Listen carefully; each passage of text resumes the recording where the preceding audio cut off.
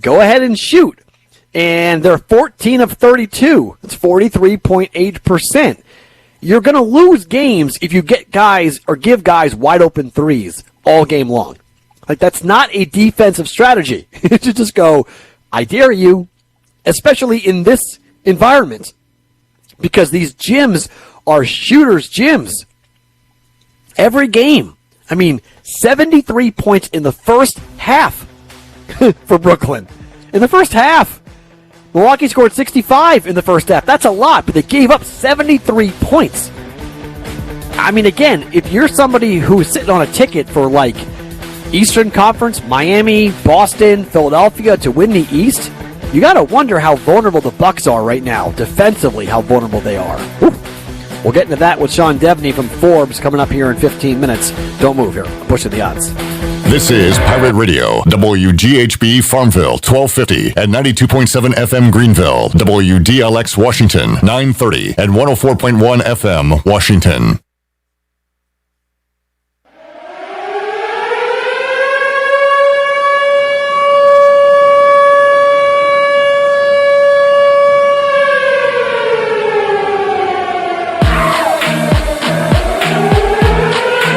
The following is an exclusive presentation of Pirate Radio, the voice of the Pirate Nation. Welcome to Pirate Radio Live. You can paint this with purple. Now live from the Pirate Radio studios in the heart of the Pirate Nation, here is your host, Clip Brock. Hello, everyone, and welcome in to a Tuesday edition of Pirate Radio Live. Clip Rock here with you inside the Pirate Radio studios and coming to you live on 92.7 FM in Greenville, 104.1 in Washington.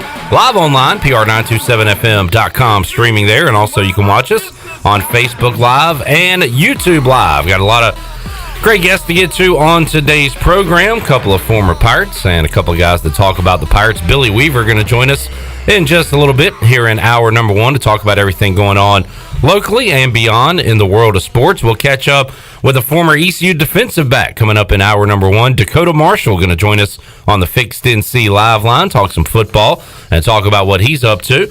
Also, a former ECU wide receiver going to join us at 4 o'clock. Will Bland, who is now the head football coach at J.H. Rose High School. So looking forward to catching up with Will Bland later on in the program. And Stephen Igoe, Hoist the Colors, will drop by in the 5 o'clock hour. Kicking off today's show with Shirley Rhodes and Glenn Griffin, as always. And hanging out in studio for a little bit, our old buddy, are you an intern still? Yeah. Or are you just Chandler? No, I'm an intern. Intern for life. Intern Chandler is hanging out.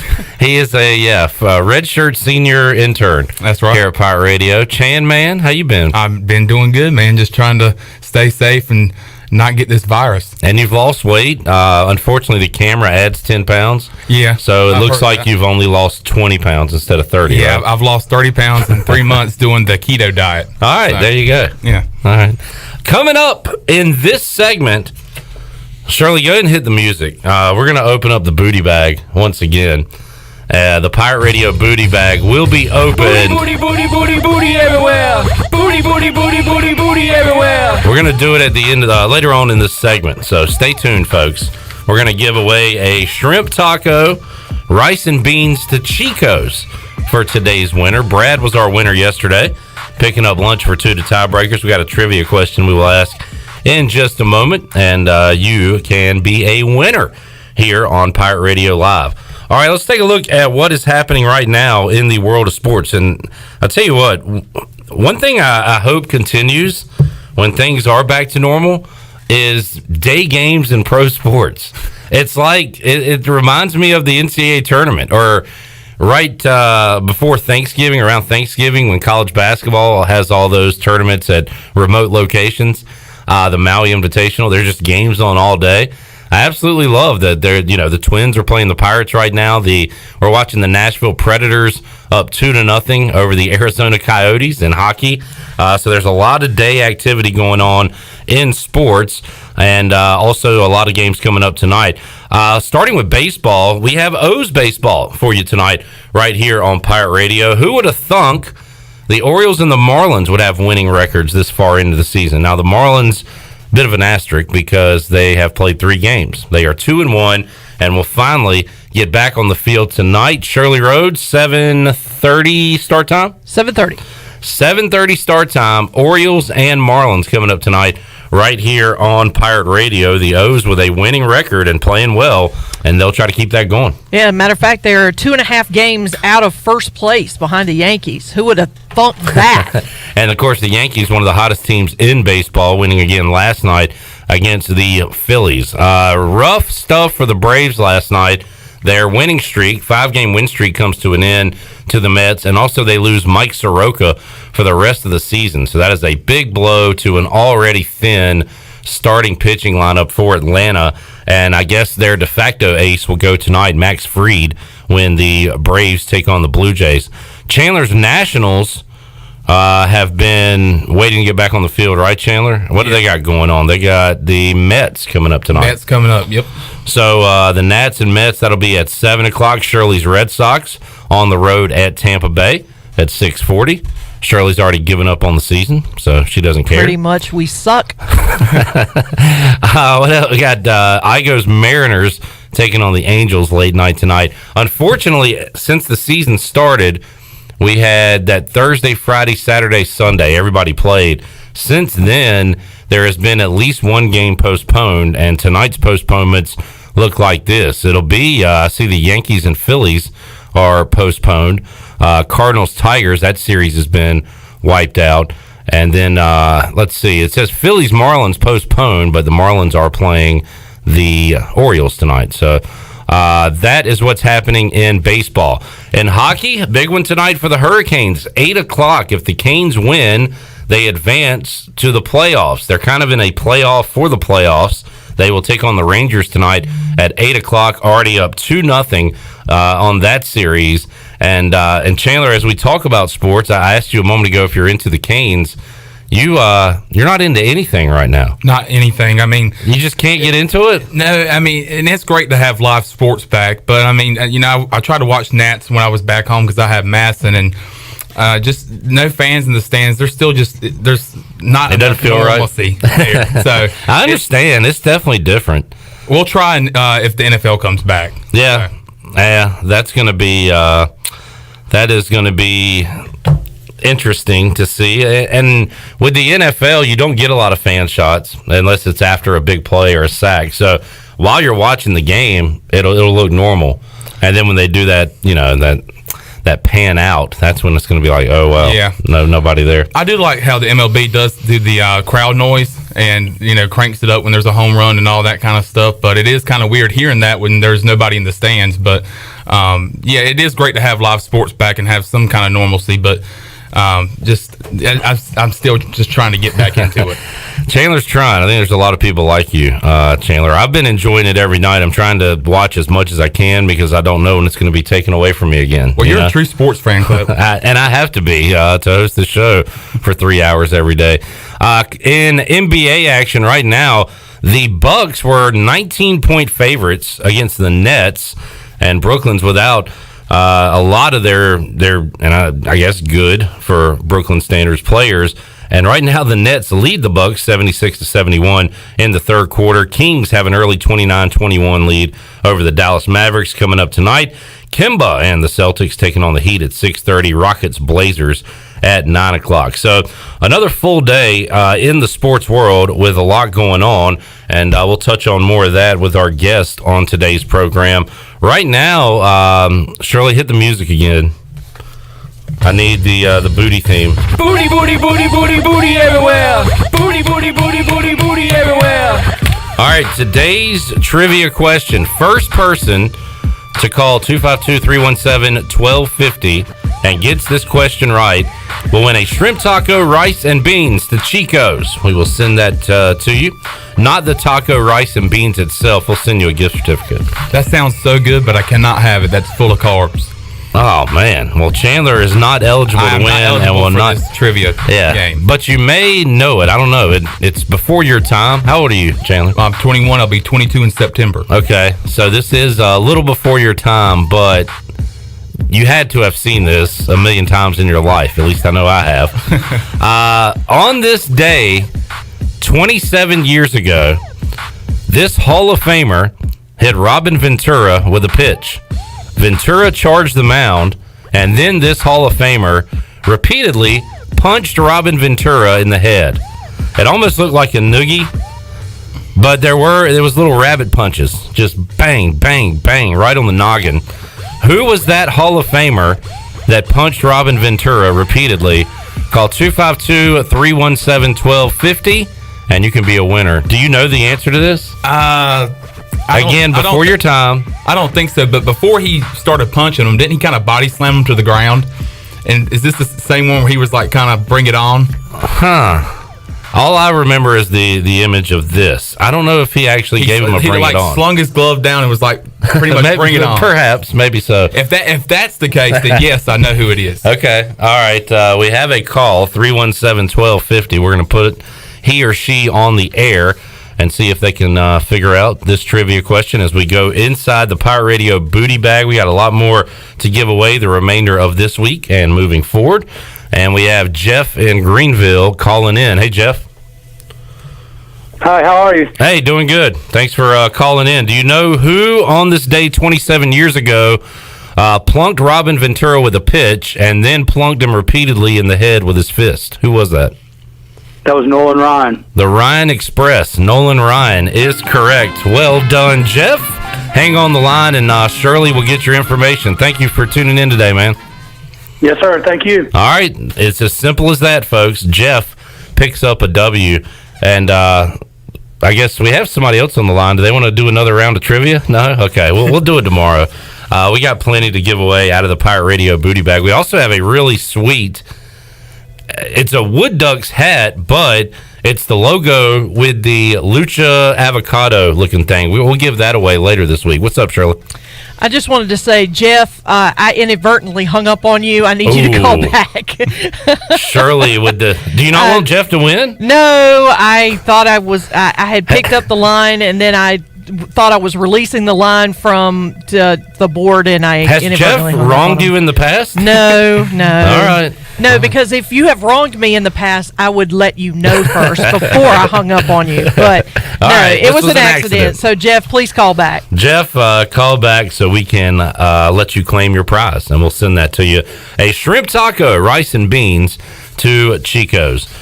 Chan, what you been up to, man?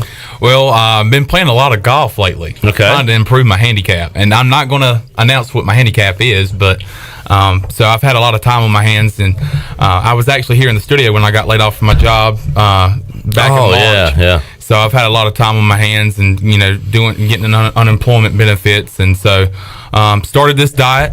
I walk about 3 or 4 miles a day. I'm going to start back with F3 with Ellerby here probably tomorrow. So I've been eating better and just trying to improve my health. Good for you, because I've used this time to sit inside and eat stuff while you have done the opposite. So, you took a bad situation and made some good out of it. That's right. Good stuff. And by the way, I was just thinking about it. I'm trying to get back into the groove of watching sports. Yeah. And I think tomorrow night would be a perfect time to start back at trivia. I agree. Sports trivia at AJ's. I'll be participating tomorrow night. So, Chandler, come on out. You can be on my team. Sounds good to me. We'll have whatever's going on the television, baseball, basketball, hockey, a little bit of everything happening right now in the world of sports. So it is indeed a fun time. Once again, coming up this week, today on the show, Billy Weaver, Dekota Marshall, Will Bland, Stephen Igoe. Later this week, coming up on Wednesday, we will talk to the voice of the Bengals and the Bearcats of Cincinnati. He is Dan Horde. We'll talk about what's going on not only with ECU's upcoming opponent, Cincinnati Bearcats, but also his take on what the NFL is doing. I saw a picture of Joe Burrow throwing a football today in a Bengals practice uniform. So a lot to talk about with Dan Horde coming up Wednesday on the show. Friday on this program in the 4 o'clock hour, we'll have Spencer Brickhouse come hang out and talk some baseball with us. And interesting time for those guys, Chandler. We had Bryant Packard in the studio last week who says he's kind of on call when it comes to the Tigers, that if a breakout hits or if a rash of injuries happens, there's a chance he could get called up and go to their practice facility and be a part of their, what they call a taxi squad. They could actually call him up to play some games. So we'll talk to Spencer about that and what it's like being a minor league baseball player with no minor league baseball. Man, and this is a bad situation we got going on here with the virus. But I mean, if you look at it like that, it gives those guys like Pac a great opportunity to maybe make an impact early in their careers. He just got drafted last summer. Yeah. So I mean, just like that, I mean, he's able to maybe make some noise in the league. Shirley, let's take a time out. We will come back once again. Congratulations to our winner out of the booty bag today, Jeff in Greenville. Correctly said that on this day 27 years ago, Robin Ventura got his head knocked in by Nolan Ryan. Wow. Fantastic. I can't believe it's been that long, but it has. Nolan Ryan pitched forever. Nolan Ryan, fun fact, one of the greatest pitchers of all time, never won a Cy Young Award. Wow. There you go. How old was he when he retired? He was 40s. I don't know exactly, but he was an old man. He was an old man when he got into that brawl with Robin Ventura, Shirley. Yeah, we were talking about it this morning. He signs anyone that brings him that picture. He signs the picture, "Don't mess with Texas," because he was pitching for the Rangers. And from the story that I read this morning, Robin Ventura still to this day refuses to sign the picture. Wow. So Can't say I blame him. Yeah, I don't blame him at all. How about he debuted for the Mets in 1966, made his last appearance for the Rangers in 1993. Wow. So he pitched a long, long time. We will take a time out, come back, hook up with Billy Weaver on the other side after this.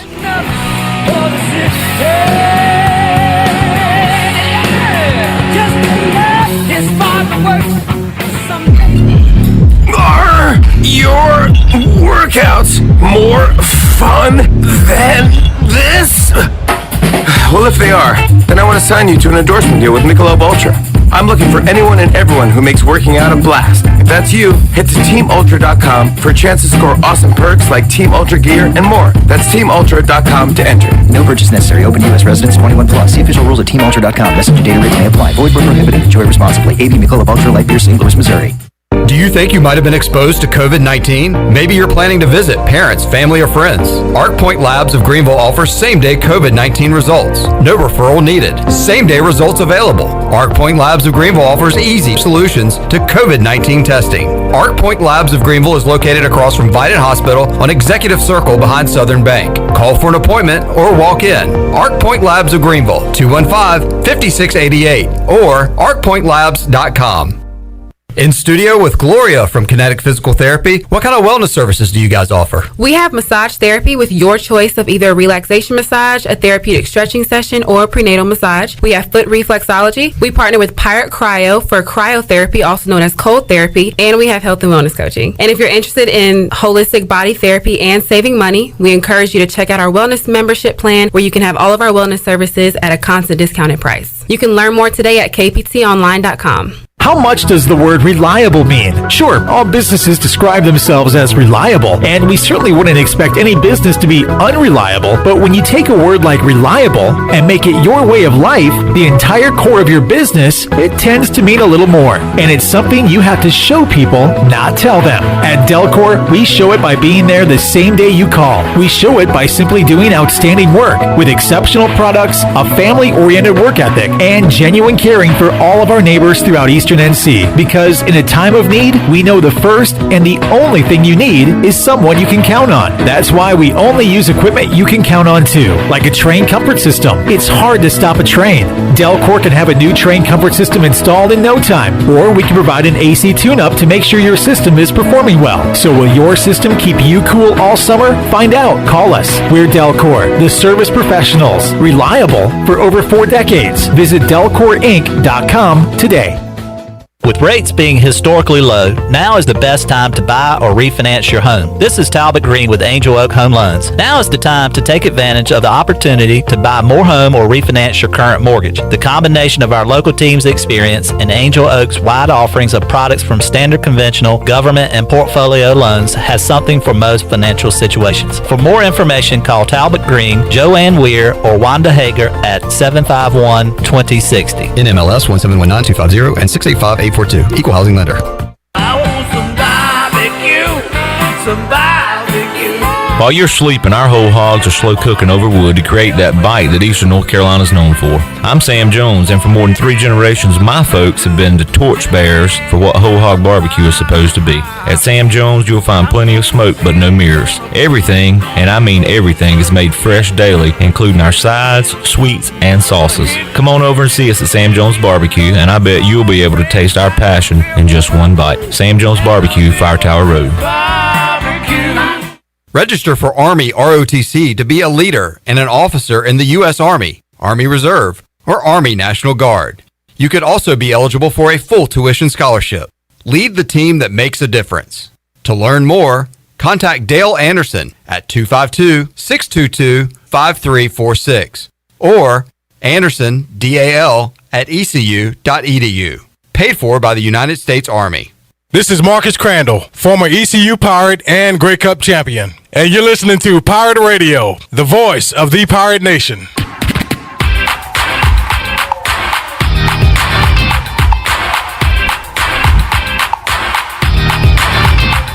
You're listening to Hour 1 of Pirate Radio Live. Now, back to the show.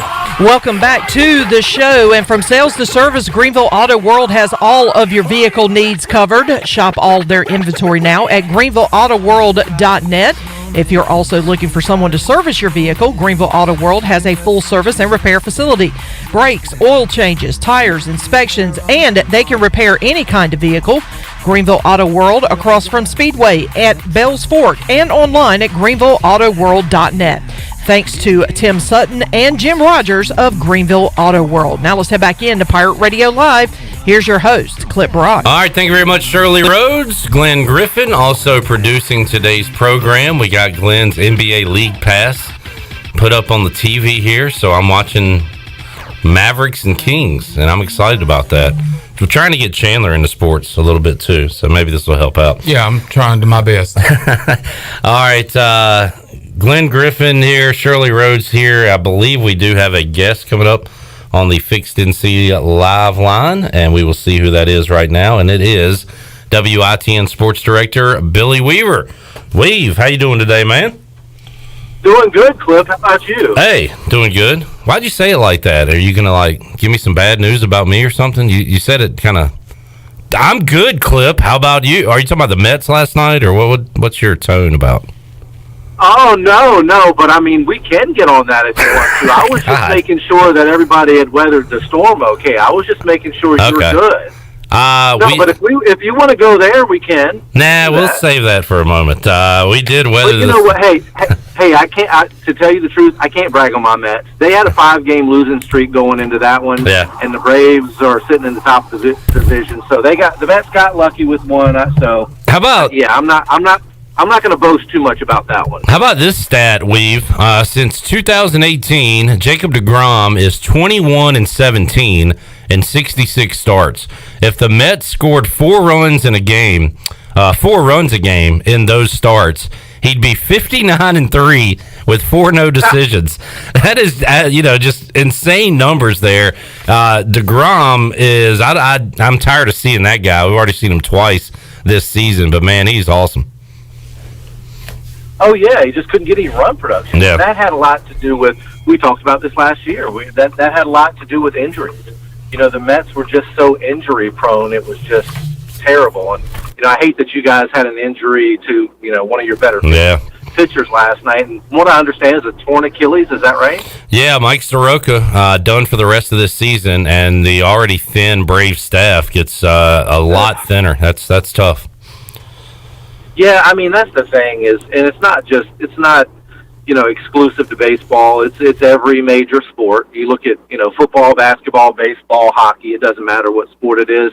It seems like, and especially on the professional level and in the major Division I levels on college, it's all about staying healthy, and there's nothing you can do about that. It's a coach's nightmare. Injuries are a part of every game, and it just seems like the teams that manage to stay relatively injury-free are the ones that are there, at the end of the season when it counts. And, unfortunately, my Mets have been on the bad side of that injury issue for a long time. And also, they have a guy, Billy, that just doesn't show up and doesn't tell the team and goes home. That was really strange on Sunday. Weird. Yeah. Yes. Yeah. Yeah, Yoenis Cespedes. And a guy that, speaking of injuries, has been dealing with injuries and didn't have them all last year, and that's a weird deal. I don't get that one. Nobody knew where he was. It's so weird. How do you I understand if Clip, you're working at a gas station or, a local fast food restaurant, you don't show up. That happens. If you're a professional athlete, you don't just not show up for work. How does that happen? Yeah. Not a good look for him on Sunday going AWOL there with the New York Mets. I've enjoyed watching the Braves every night, flipping around. Was watching the Twins and Pirates earlier today, and I say this all things considered, everything kind of seems normal when you turn a baseball game, if you can get around the fact that there's no fans and we're living in this world we're living in now.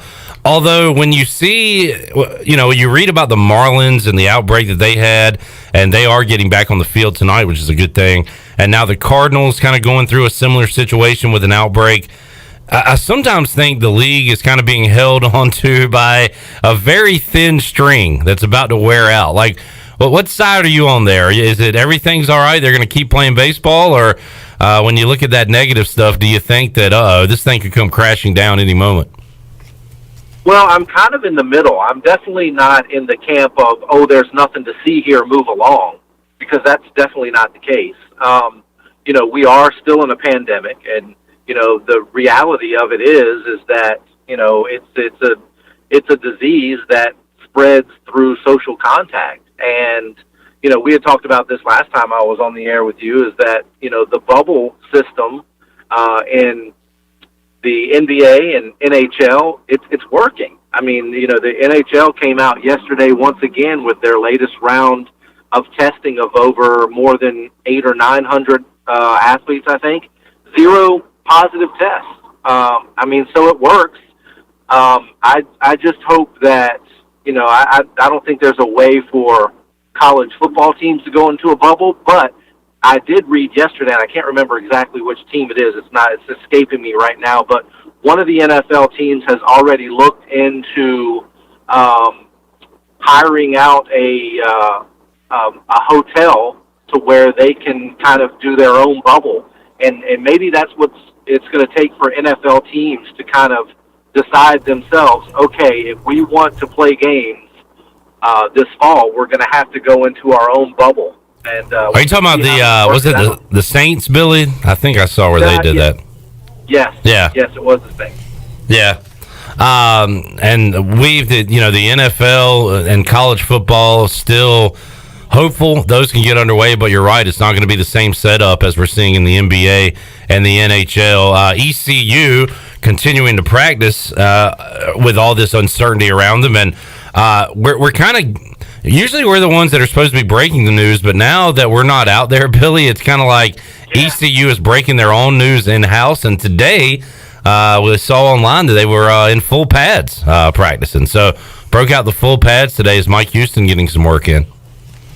Yeah, and you know what? What's funny about this is that this is something that we've all in the media have seen coming for quite some time, and that's when social media started to really explode, and when universities and professional teams started their own websites and then started having video personnel and people doing stories and stuff on their websites. We get video and interviews and things from the Carolina Panthers pretty much, especially once training camp starts and we get in towards the season, pretty much on a daily basis.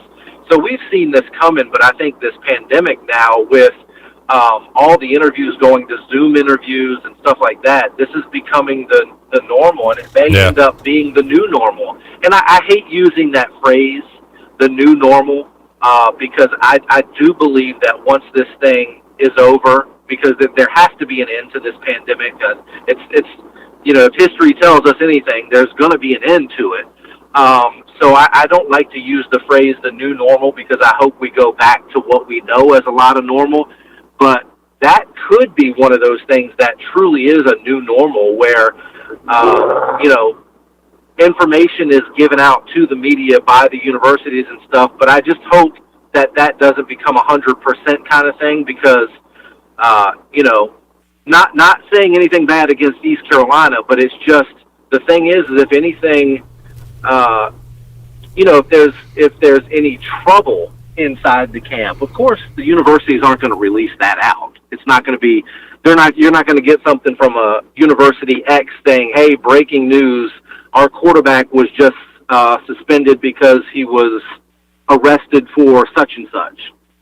That's where the local media is going to have to be able to do their jobs and break stories like that.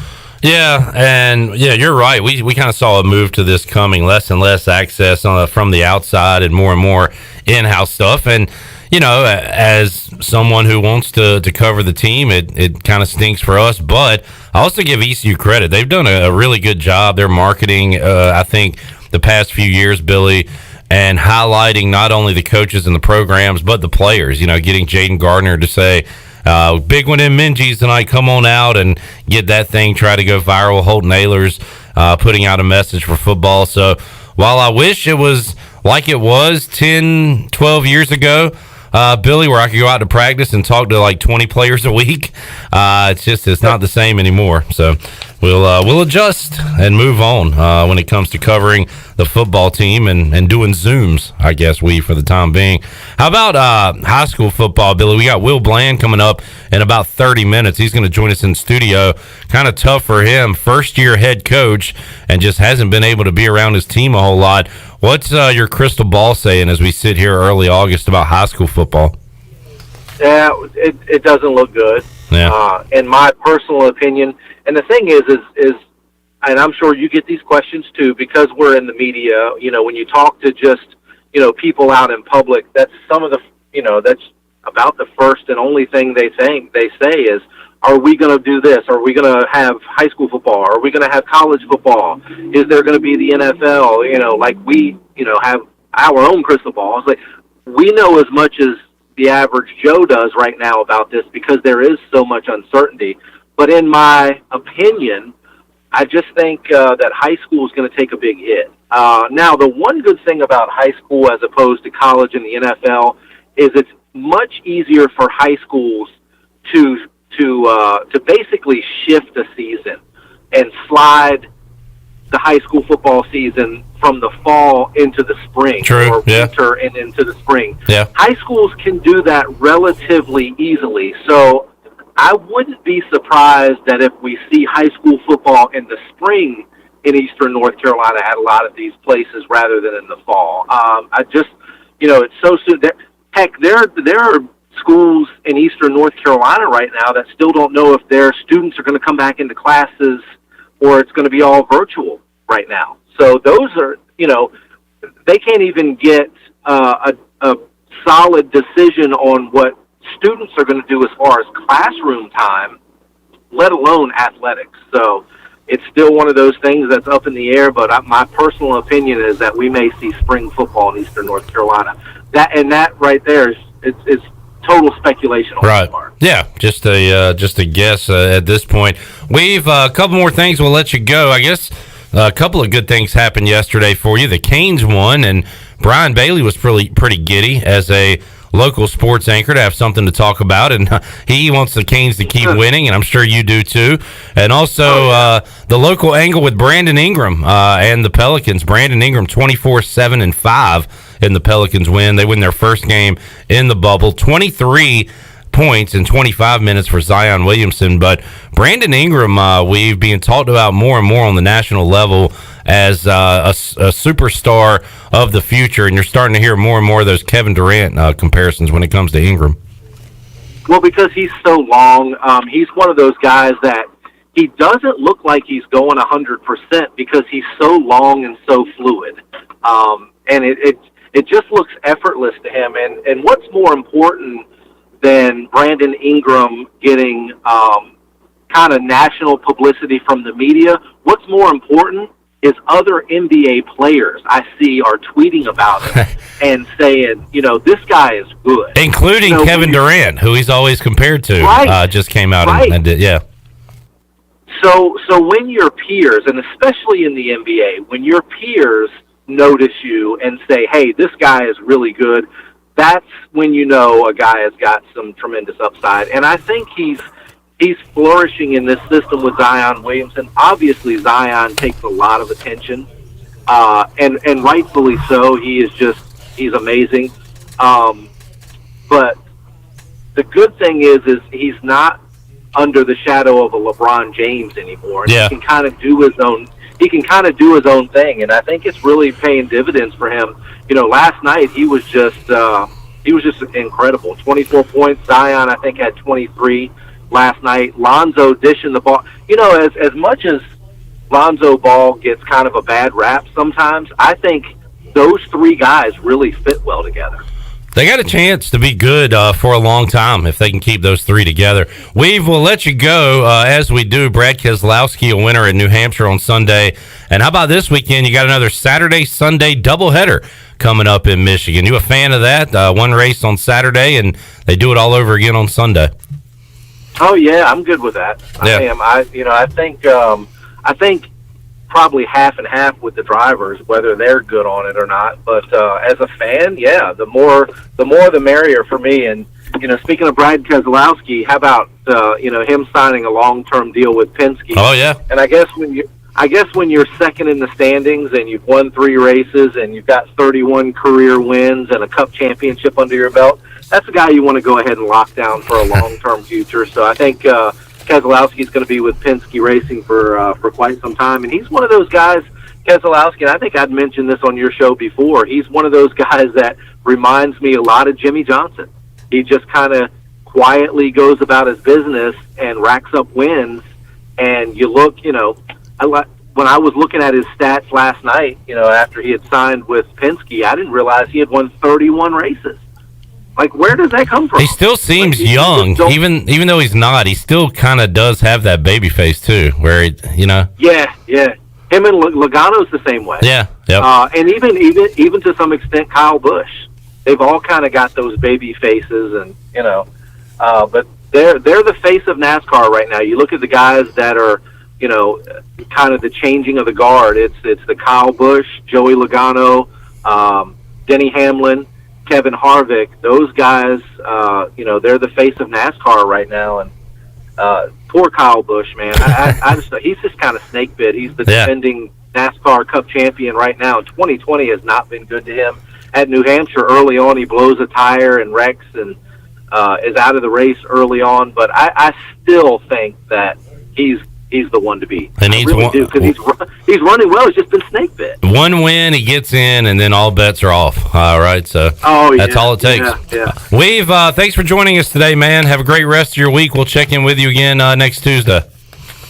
All right, man. Thanks, you too. Thank you. There's Billy Weaver, WITN Sports Director, joining us on the Fixed NC Live line.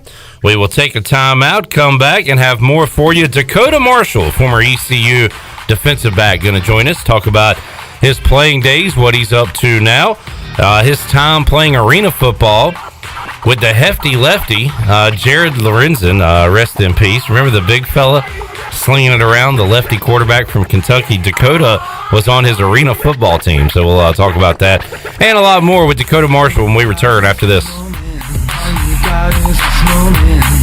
21st century's yesterday. You can care all you want.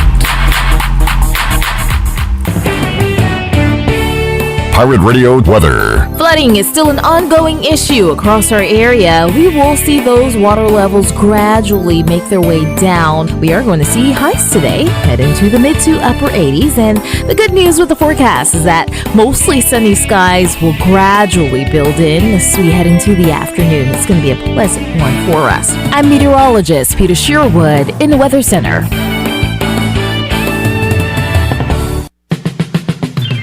The dog days of summer are here. The Humane Society of Eastern Carolina is excited to be partnered with Pirate Radio and Pitt Printing to make Greenville greater than ever. This is Shelby from the Humane Society of Eastern Carolina, and if you're headed to the beach, the river, or the pool, then stop by and see us to pick up a t-shirt and 2 koozies for only $20. Help rescue pets here in Pitt County and make Greenville greater than ever by getting your shirt and koozies at the Humane Society of Eastern Carolina or Pitt Printing today. There's nothing like Pirate Game Days. He's got the ball. He starts right. He goes left, and there he goes. 10, 5, touchdown Pirates. Home Nailers takes it in from 21 yards out. The sight of a tailgate. The roar of the crowd. Support the Pirate Club and buy your season tickets today by visiting ECUPirates.com.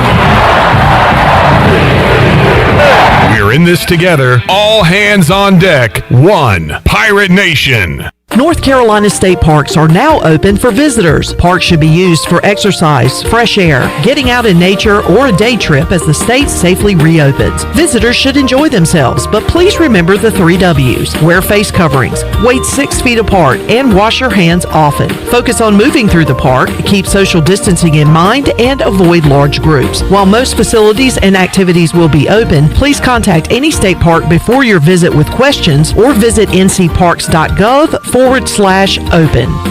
UBE is now back open to serve the Pirate Nation. UBE is striving for the best customer experience, practicing social distancing, cleaned and sanitized contact surfaces, and curbside service. Our hours are now 10 to 6, Monday through Friday, and 10 to 5 on Saturday. PirateWear.com is open 24 hours a day with in-store pickup available. Please be sure to follow UBE and PirateWear.com on all social media platforms. UBE and PirateWear.com, serving the Pirate Nation for over 50 years. We're midway through bath time, and 2 medium, 2-topping Domino's pizzas for $5.99 each have begun their drive to the Smith's front door. That's a GPS-enabled custom delivery alert, folks. The newest improvement to the Domino's tracker, saying Domino's will be there in 2 minutes. They're calling it audible. Bath time's now rinse time. They've got 1 kid dry, 2 kids dry. The pizzas are here. They made it to the door. The kids are clean enough. The new Domino's tracker with GPS worked again. 2-item minimum. Pan pizza will be extra. Ask for this limited time offer. Prices, participation, delivery area, and charges may vary. Know what I like most about my new phone from US Cellular? I don't know. That it was $700 off. What? Switch to US Cellular and get $700 off the latest phones. US Cellular. Choose fair. Promotional pricing requires an unlimited everyday or even better plan. New line, port in, credit approval, qualified smartphone purchase, and comes via monthly bill credit on a 30-month retail installment contract. Taxes, fees, and additional restrictions apply. This is Brandon Tate, owner and operator of Atlantic Wireless, an authorized agent for US Cellular since 1997. Visit AtlanticWireless.com to find the store near you. We go beyond the call. East Carolina's football team is working its way back to campus, and the Pirates are preparing for their scheduled August 29th season opener against Marshall. We've got you covered on hoistthecolors.net with the latest team scoop and daily information as the football team draws closer to its first game. We've also got the latest on the Pirates' top recruiting targets for the 2021 class. New members can sign up now and get their first month of VIP coverage for a single $1. Hoistthecolors.net, the most reliable reporting on ECU athletics. This is Brian Bailey, host of The Brian Bailey Show, and you're listening to Pirate Radio, the voice of the Pirate Nation. That means go punt! That means go punt! That means go punt! You're listening to Hour 1 of Pirate Radio Live. Now, back to the show.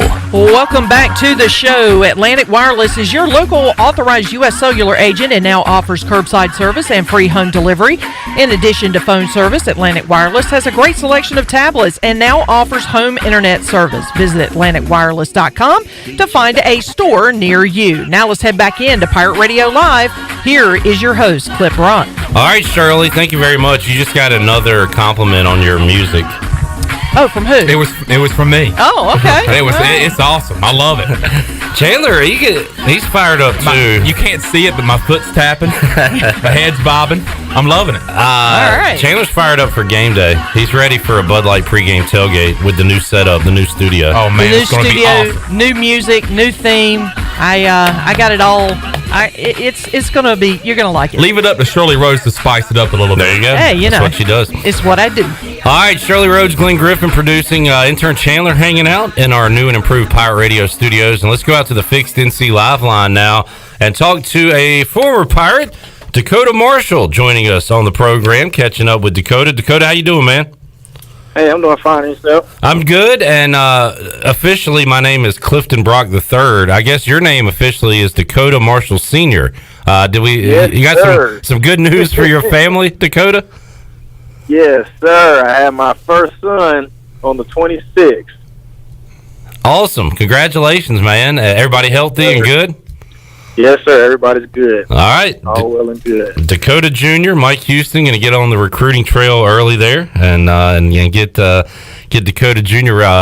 Ready to go. So, Dakota, here's a question for you. Everything is different in the world we're living in right now. How what's it like having a child with the COVID-19 and all the precautions and everything? What was that like for you and the family? Well, it was a hard time getting in the hospital. We could only have her and me in the room. I couldn't leave the hospital whatsoever. And if I did leave, I had to wait a whole day to come back. So the hospital was basically on lockdown. You had to wear a mask everywhere you go, had to sanitize everywhere you go. And it was a little different. It was a little different. It's basically it was at Wake Med, so they take all precautions when it comes to COVID-19. Yeah. So I didn't leave the hospital so when we got in, we didn't leave until we were ready to go home. Gotcha. Yeah, certainly different times and a lot of precautions out there for sure. Dakota, catch us up on what you're up to today. I think at last check, you're the big truck man, right? Yes, sir. Yes, sir. Same thing. Dump trucks, semis, rolling, trying to do whatever I can do with these trucks out here, man, in between this pandemic. Yeah, give your company a plug, Dakota. First and Goal Hauling. It's a touchdown every time. That's beautiful. I like it. Good marketing. Dakota, of course, played defensive back here at ECU, and put yourself in the player's shoes right now, Dakota. They're back on the field. First day of full pads was today. They have a game scheduled August 29th. Mike Houston said yesterday his main thing is getting these guys in shape right now. He's got a lot of guys who aren't in football shape. So how long does that take you, Dakota? And think about it. No spring ball. You report back, you do some voluntary work, and then you go through some walkthroughs. But how long does it take these guys to get in football shape if they come back and kind of spend their quarantine time maybe not running outside and staying active? Right. How long does it take these guys to get in football shape? If we're talking game time, 4 quarters, I would say that when we're talking football shape, man, you're talking physically and mentally. So, man, I would say a good week and a half, 2 weeks. You want to get all that soreness out, too. Of just nonstop conditioning, you're saying? Man, I'm conditioning, weight room, film room, because you got to condition your mind, stretching, every different type of conditioning you can get yourself into for a good 2 weeks. And I do believe the team will be ready. And especially with Coach Houston. Remind me, Dakota, you were here with, I believe Greg Hudson, Rick Smith. Did you go through a coaching change during your time here? My last season. Okay. I did my first 4 seasons with Coach Holtz, and the last season was with Coach Ruff. Yeah. And this year's team, Dakota, has a new defensive coordinator. Now, the head coach is the same with Mike Houston, but new defensive coordinator, new defensive scheme with Blake Harrell. And again, Blake Harrell has not had a lot of time with these guys on the field. It's been a lot of Zoom meetings and talking and stuff like that, but not a lot of on the field work. So how tough is that for these defensive players and the DBs specifically? Well, I mean, from last season, they're bringing some guys back. So, I mean, they just got to mold themselves and get used to each other. Basically, the corner got to know what the safety's doing. The safety's got to know what the linebacker's doing. And they just have to get themselves mentally ready to go in the game. That's about it, really. I mean, it'll take some time. Don't get me wrong. It'll be rocky. It might be rocky at first, but I've met Coach Houston, and I've seen what the guys can really do. So I'm not really. I mean, I'm not scared for the season at all. I got a lot of trust in them guys, especially Coach Houston. He reminds me a lot of a coach that's ready to play some ball. Dekota Marshall joining us on the Fixed NC Live line. Dekota, good DBs are hard to come by. In fact, we did our cornerback preview with Stephen Igoe last week, and we think we got a good one with Jaquan McMillan. Had a great freshman season, and looking forward to big things from him. But even during our chat last week, your name came up, Emmanuel Davis came up, Travis Simmons. We'd love to have one of those guys on this year's roster, Dekota, because it's just so tough to find the DBs out there, and I'm sure you know that being a former player. But again, hopefully we have a good one with McMillan and can find some of these young guys that Coach Houston's brought in. Right, I understand. It's I understand when you say good DBs are hard to find, but man, you get a good coach in there that can mold those DBs, man, and make them look like Deion Sanders or something like that. East Carolina, fine. What are the keys, in your opinion, Dekota, to becoming a good DB? What was that? What are the keys, in your opinion, as a former defensive back, to becoming a solid corner or a safety? Well, besides film, repetitions. You got to get repetitions, one-on-ones. If the scheme is man-to-man, I mean, you got to get one-on-one, man-to-man all the time so you can become a great DB. You want to know what the receiver's doing before the receiver does it. When the receiver lines up, you want to know the route he's running before he run it. That's a great DB. And you go and run the route for the DB, catch the ball and knock it down. How did what's some good Rick Smith memories you got? He's joined us a lot here on Pirate Radio as a contributor and gives us a lot of football insight. What was working under him as your position coach like, Dekota? It was like, being honest, Coach Rick Smith he was a coach first, but he was also a father, and I tell anybody that all the time. You know, he was mean. Don't get me wrong. That's what we needed. Yeah. Coach Smith was mean, and he set us straight all the time, because in some cases we would triumph, and he would let us know, hey, I'm the boss all the time. But other than that, I mean, Coach, he was a great coach. He did everything for us. I mean, he made sure that when we went in the game, that we had a playbook. We were mentally ready. We were physically ready. Conditioning with Coach Golden, but Coach Smith had his own conditioning himself. So before we stepped on that field, you got to pass his conditioning too. So we were ready. Dekota Marshall joining us today on the Fixed NC Live line. Dekota, your football career here at ECU. Well, before we talk about your post-football career, what are here's one for you. What opponent got under your skin the most? Who did you guys really love to beat and maybe talk to a little bit when you got on the football field for ECU? Oh, man. Anybody at a conference. Anybody at a conference, man. If it was VTech, State, Carolina, West V, I think a big game, when we played West Virginia, I think we beat them 24-3 at home. Yeah. If I'm not mistaken, I think I lost my voice that game. Oh, man, it was jaw-jacking. And, you know, a lot of times the bigger schools will call us the little boys, you know, the little teams and stuff like that, and we'll go in there and beat them up. And that's what we like to do. So, yeah, other than that, any team out of conference, it didn't matter. It didn't matter at all. That West Virginia game may be the most complete game still ECU's played in a long, long time. Just dominant run game.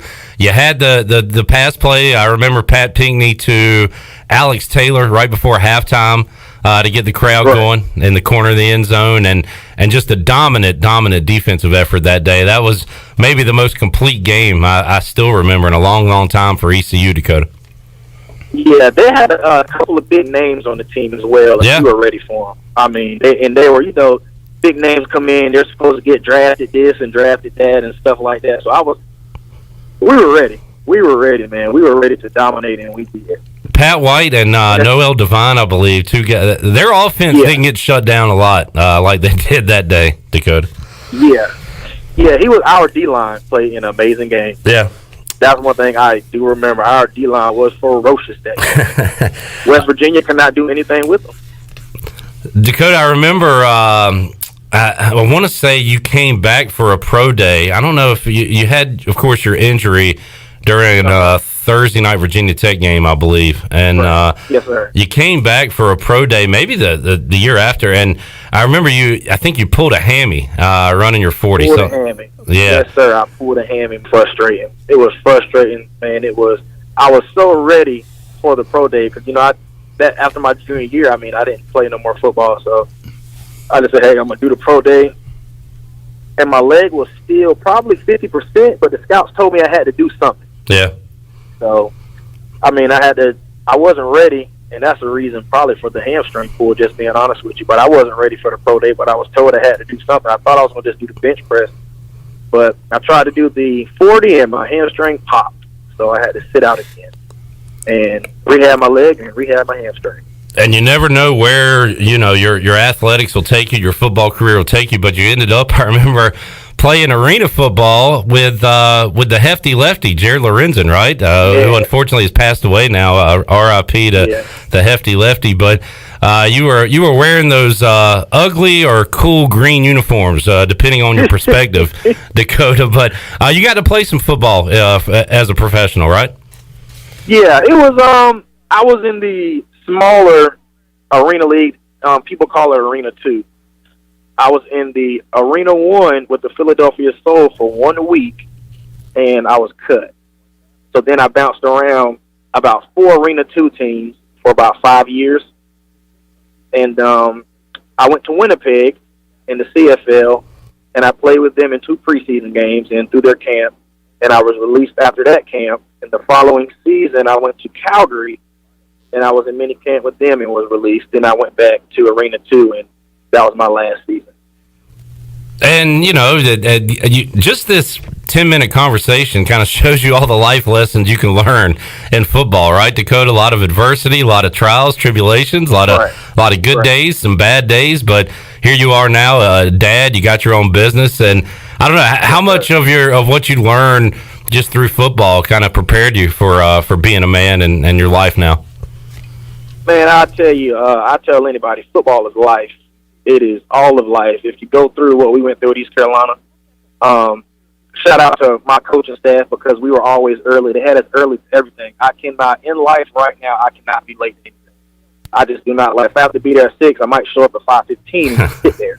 But I just cannot be late for anything, and that's what I do with everything I do in life, even with my business, with the trucks.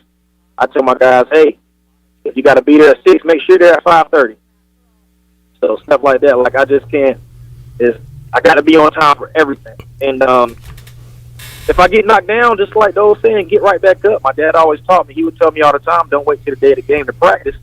So if I got something to do the next day, I'm going to do it the day before, and I'm going to be ready for it the next day, just like in football. I mean, you practice all week, get ready for the game on Saturday. So that's how I go through life, period. And that's how I raise my son, period. Good stuff. Dekota Marshall. And kind of funny, Dekota brought that up. Our next guest is a former Pirate who played under that coaching staff, Will Bland, who showed up about 15 minutes early to his interview. All you guys are showing up early.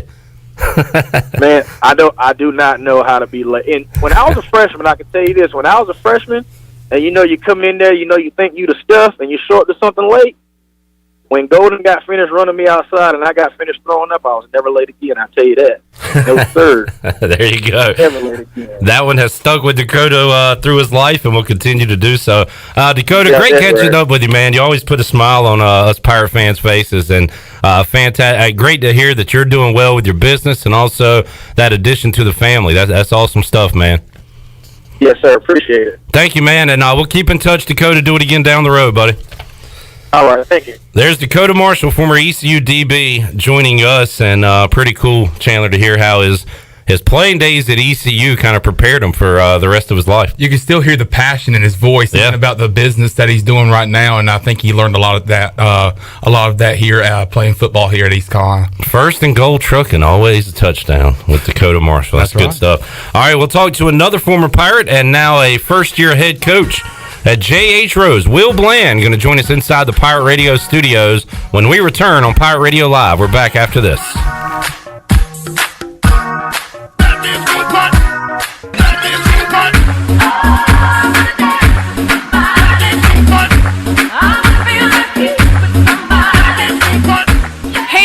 Schools families, we hope you're having a great summer so far and enjoying time with your friends and family. School will start on August 17th following strict state guidelines, so we want to keep you, our students, our parents, and our community informed throughout the summer with our information campaign called The Road to Reopening. You'll find all the information you need to prepare for the next school year by going to our website at pittschools.org or by keeping up with us on Facebook, Instagram, and Twitter. Remember, we'll face the upcoming school year together because we are Pitt County Schools Strong. Back to school is here, and the Auto Store Group is committed to helping our customers drive the best quality pre-owned vehicles and is committed to caring about our kids and our community. This is Mary from the Auto Store Group, and right now, during our Backpack to School event, every time we sell a vehicle, we will be making a $50 donation to any local school that the customer chooses. The Auto Store Group, 3 locations, over 150 vehicles online at theautostoregroup.com, and most importantly, proud members of the Eastern North Carolina community for over 38 years.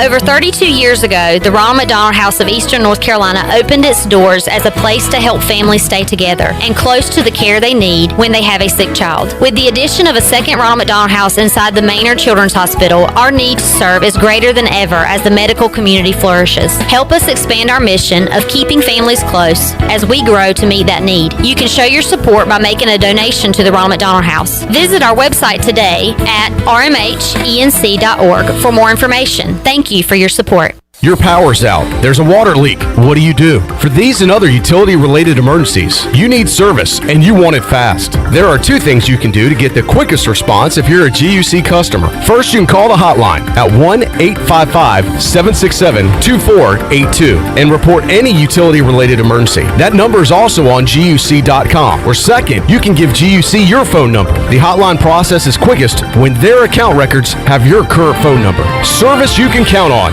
Greenville Utilities. Hey, welcome to Jack Brown's. What can I get you? Can I get a vodka soda with a lime, please? No liquor, just beer. We have beer out the wazoo. And we don't even know what a wazoo is. IPAs, sours, gozas, wheats, stouts, porters, you name it, we got it. Drink 100 beers and join the Notch Club. Don't be a nerd. Ask about the Notch Club. Yeah, we've got the best craft beer in Greenville. Awesome. I'll take a pack to us light. You got it, on the way. Jack Brown's Beer and Burger Joint, located at 805 Dickinson Avenue, right in the heart of Uptown Greenville. Let us help you get back to business. This is Donald Stocks and Justin Judge of PIP of Eastern North Carolina. We're ready to assist your business with branded PPE. Would you like face masks with your logo? We can do that, plus custom social distancing signage. Now is the time to ramp up your marketing efforts. Whether it's cutting edge, contactless, touchless marketing, or traditional direct mail, we can do it all. We are PIP of Eastern North Carolina. CD's Grill in Winterville wants to thank you for all of your support during these crazy times. CD's Grill has the area's best country cooking, and you can come and enjoy a down-home breakfast or one of our daily country lunch specials at CD's Grill. Hi, this is Lawrence Manning from Iran. Promise, CD's Grill. CD's Grill, 111 West Fire Tower Road in Winterville.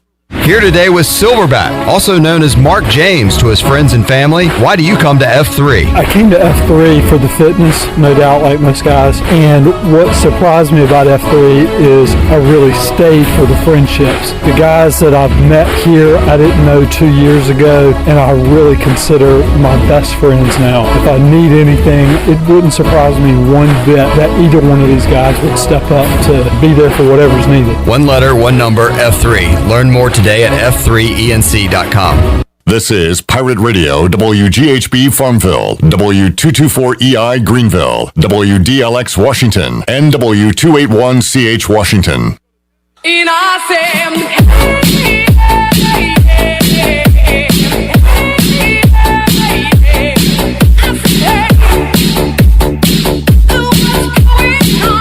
You're listening to Hour 2 of Pirate Radio Live. Now, back to the show. Welcome back to the show. Hey, when your AC needs repair, call on the reliable service professionals, Delcor Heating, Cooling, and Plumbing. Go to delcorinc.com or give them a call at 252-321-8868. Delcor, the service professionals in Greenville. Now, let's head back into Pirate Radio Live. Here's your host, Clip Brock. All right, back with you on Pirate Radio Live on a Tuesday. Clip Brock here inside the Pirate Radio studios. Shirley Rhodes, Glenn Griffin producing, keeping an eye on what's going on. And Glenn, how about, mentioned it earlier, the Bucks were 19-point favorites today against the Nets. Brooklyn didn't have really any of their key pieces. And right now, the Nets lead the Bucks by 3 with 2 minutes left to go. It was easy money. Should have taken It was easy money. the plus 19, huh? Without a doubt, man. I felt like... Tell me before the game next time. You can't wait to say I'll it. send you the early morning text. All right. When I saw the matchup and I saw that 3 guys were going to be out. It was just a recipe for them, like, playing Joe hard, Harris, I guess. Jared Allen, and Karis LeVert. I mean, all their scoring was out. So, yeah, I felt like the Bucks were not going to take it serious. I guess that's what's happened. And the Bucks' defense hasn't been great. It's been really bad on the perimeter. Somehow. The Rockets shot how many threes the other night? Was it 60? 61, 64, Crazy. something like that. We got Kings and Mavericks on inside the Pirate Radio studios as they just start the second half. Two teams with with defensive problems in the bubble. Yeah. It's weird that, like, the bubble is kind of inverted the NBA where, like, the Bucks are now a bad defensive team and the Rockets are great defensively. What the hell happened there? I don't know. And it's that weird small ball lineup where they have nobody taller than 6'6". Yeah.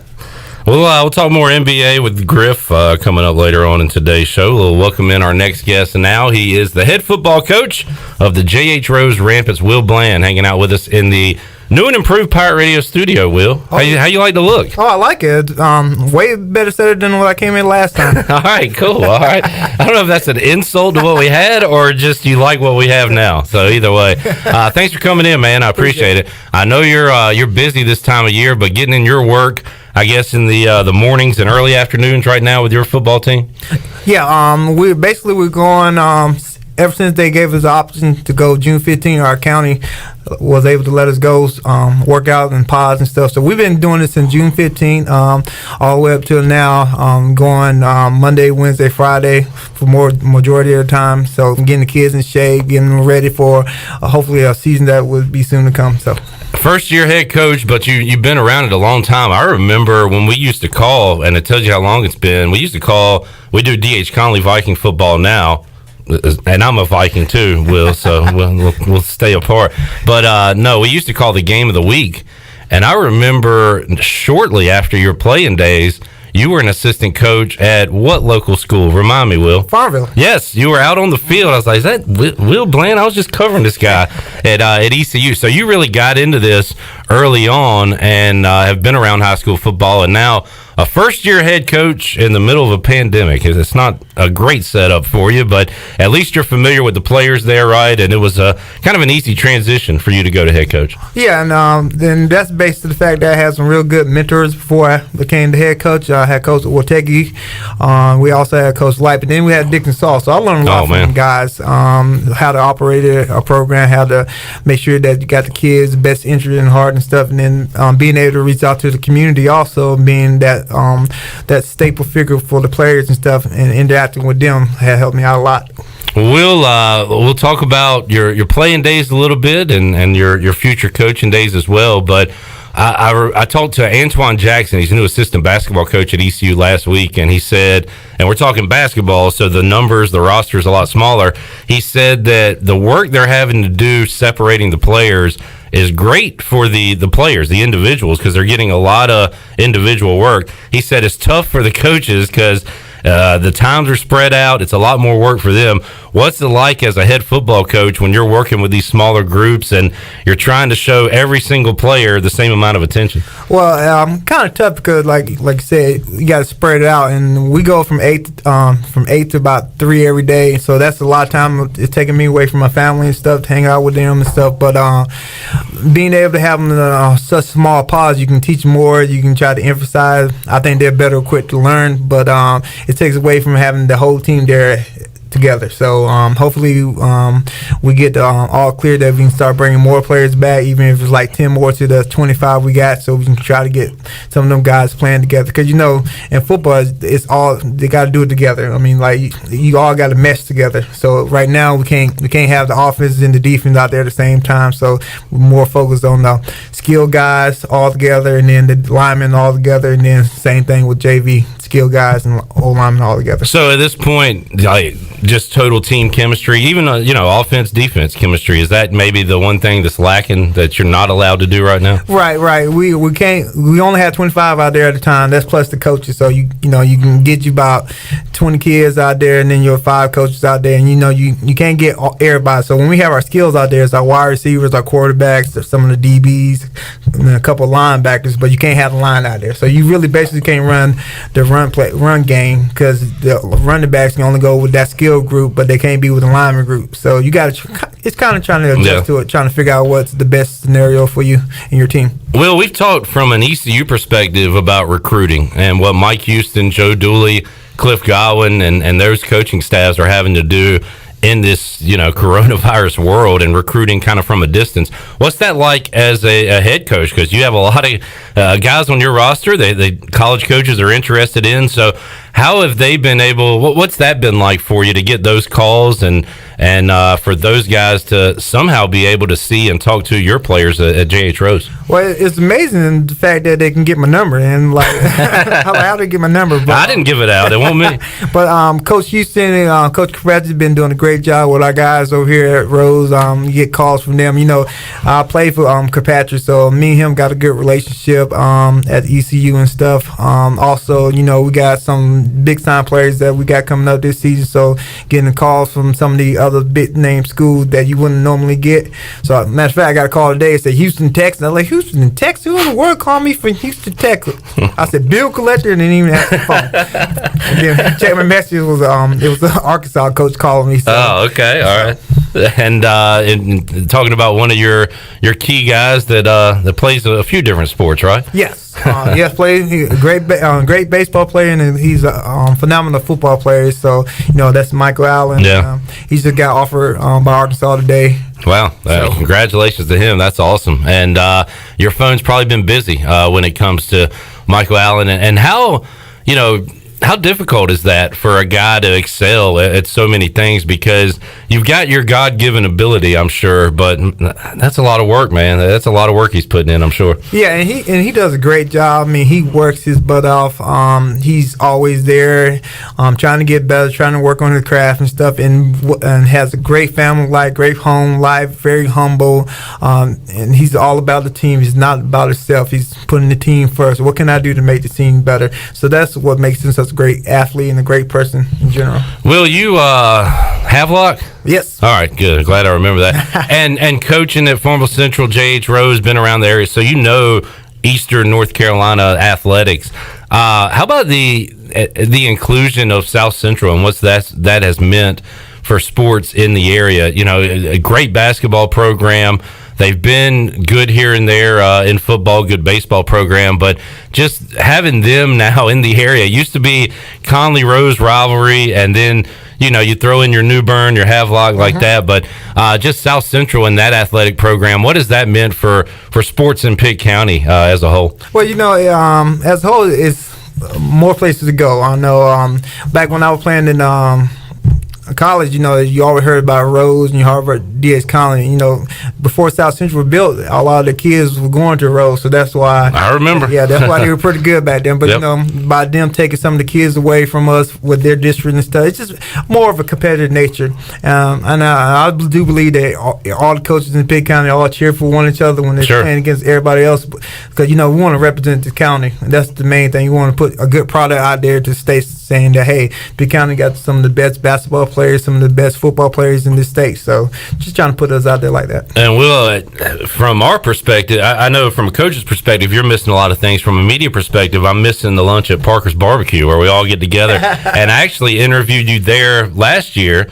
Coach Woteki, I think, was on one leg, if I recall. Yeah. And talked to both of you guys last year. But it is kind of neat to see you and Coach Connor, Coach Tu, all you guys kind of get together and away from the field. It seems like all you guys are buddies. It's pretty neat to see. Oh, yeah, it's great. I mean, we get along with every single one. That we compete on the field, and a lot of people got that perception that hey, they don't like each other, but we actually get along with each other. We enjoy each other's company. We'll pick up the phone, call, see how everybody's doing. So it's a friendly rivalry, and then on Friday that's when we got to put our game face on and go. But after that, we're back talking to each other, trying to find out what we can do to get better and how we get our teams better. Talked to Clay Medlin a couple weeks ago on the show, JH Rose AD, and we don't know how this football season is going to go or going to look, Will, but my idea, if the surrounding counties can't play, but somehow Pitt County can, just go home and home with all the Pitt County schools. That'd be the greatest football schedule and the greatest football season ever in Eastern North Carolina. It would. And you know what? All schools get some money because, everybody playing home and home. Yeah. So, and it'd be something because I would think it would be pretty neat that if we was to get everything back together, doing one of our scrimmage, it could be like a Pitt County scrimmage where everybody gets to come see what Pitt County's, what Pitt County have to offer. Maybe invite 2 other teams to have it like 8 teams in there, where one team won't have to play the team that has to play in the season. But even if it's like a 7-on jamboree, whatever you want to call it. Yeah, and then we can do it at each venue. I mean, like one year it'd be at Rose, next year it'd be at South Central College, just rotating. I like that. So, that's going to be a work in progress. Well, has your schedule been affected at all? Is everybody you have scheduled on 2020 still able to play? Obviously, things have been moved back. Right. So how does that affect your schedule? Well, right now, I think what it said, we start September 1st, and then the first 3 games that we're supposed to have, if we can move them to off weekend, we need to move them, but if not, you need to cancel the first 3 games that we had. So if we was to start back, and then what I got from my coaching's rule me that we'll be able to play our first game, if everything pan out, September 11th, that'd be Rocky Mount against. Okay. We had to go play Rocky Mount down there, but that's if everything played off with fingers crossed. I know, yeah. I hate to even. You're preparing as if you're playing. That's right. So, how optimistic are you? I'm pretty optimistic. I think the kids need it, and I think the community need it because football is big. And Dekota said it earlier; it's a big part of life. Teach you a lot of stuff, and the kids have been training their butt off, getting ready. I know some of them is trying to get into college. Some of them just just their last year to play on the organized team. Yeah. So I think we'll have it. We just got to keep following the rules and do what we can on our part as a community to help that happen. Clay Medlin really hammered that home, and it made a lot of sense with me. And as a head coach and as a former player, Will, you know it too, that it's not just like an entertainment deal with football. It's your family, like that.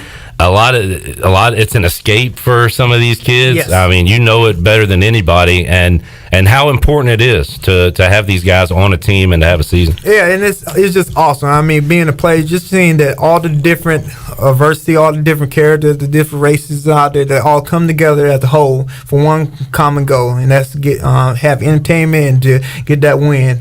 And even if you get a loss, you're still together. You learn so much from a loss that you wouldn't learn if you won. So being able to have them there and to see them interact and see them probably talk to somebody that they wouldn't talk to on a normal day. That's just awesome. So. Yeah.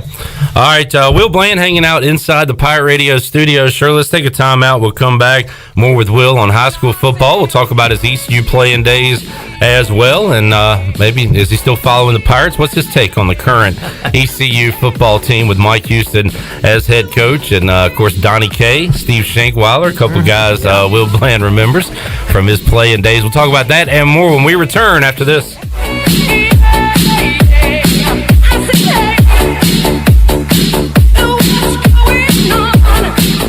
In studio with Mike Mullis from Fixed NC. And Mike, you guys have a disinfecting service for homes and businesses. Yes, we have a 2-step process that includes disinfecting and also provides 30 days of protection to all surfaces treated. We're doing this for 10 cents a square foot in businesses and $10 a room in your home. Mike, how can folks get in touch with you? Call me directly at my cell, 252-999-0001. Again, 3 9s, 3 zeros, and a 1. Or fixednc.com.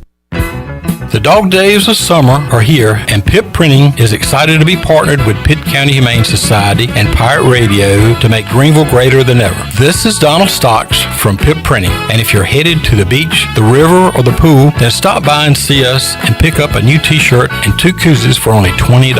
Help rescued pets here in Pitt County and make Greenville greater than ever, and by getting your shirts and koozies at Pitt County Humane Society or Pitt Printing today.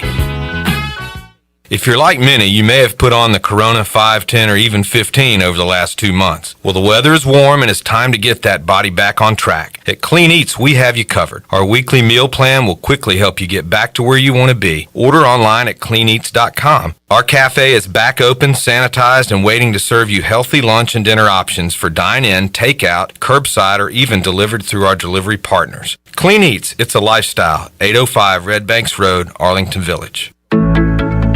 This is Dr. Elizabeth Robinson with Orthopedics East and Sports Medicine Center. Our extended care clinic is open on Saturdays and Sundays from 10 a.m. to 2 p.m. at our office on W.H. Smith Boulevard. We treat a variety of urgent orthopedic conditions without an appointment. For more information, please contact us at 757-2663 or visit our website at www.orthoeast.com. Looking for your next career opportunity or even just some extra cash to help pay for school? Your locally owned Dixon Foods McDonald's is hiring across Eastern North Carolina. They offer flexible hours, competitive pay, and even financial support to pursue your education through McDonald's Archways to Opportunity program. With plans to provide more than 100 new jobs currently, we hope you'll visit DixonFoods.com to learn more. Dixon Foods, proud to be your locally owned and locally operated franchisee for McDonald's. White Claw Hard Seltzer. Discover a new wave of refreshment. Crafted using seltzer water, 5% alcohol, and a hint of fruit. Available in 5 fruit flavors. 2 grams of carbs, gluten-free, and 100 calories. Find it at whiteclaw.com. White Claw Hard Seltzer. Nothing tastes quite like it. Please drink responsibly. Hard seltzer with natural flavors. White Claw Seltzer Works, 2019 Chicago. Visit whiteclaw.com for full nutritional information. The icy treat that can't be beat is Sparky Snowballs of Greenville. Right now, for a special time, Sparky Snowballs is open every day from noon to 8 in the Food Truck Rodeo on the corner of Evans Street and Fire Tower Road. Stop by for a delicious icy treat. Plus, did you know Sparky's also has funnel cakes and fried Oreos too? Support your local Food Truck Rodeo every day from noon to 8 on the corner of Evans Street and Fire Tower Road. Sparky Snowballs, serving delicious icy treats to smiling faces for over 20 years. Visit Sparky's on Facebook or sparkysnowballs.com.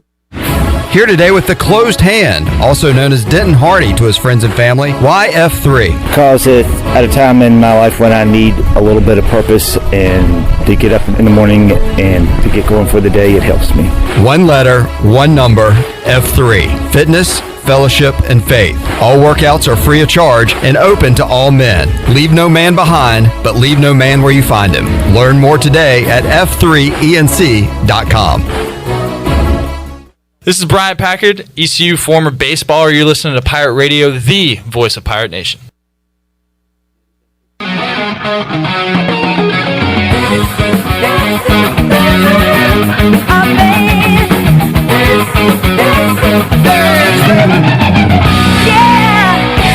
You're listening to Hour 2 of Pirate Radio Live. Now, back to the show.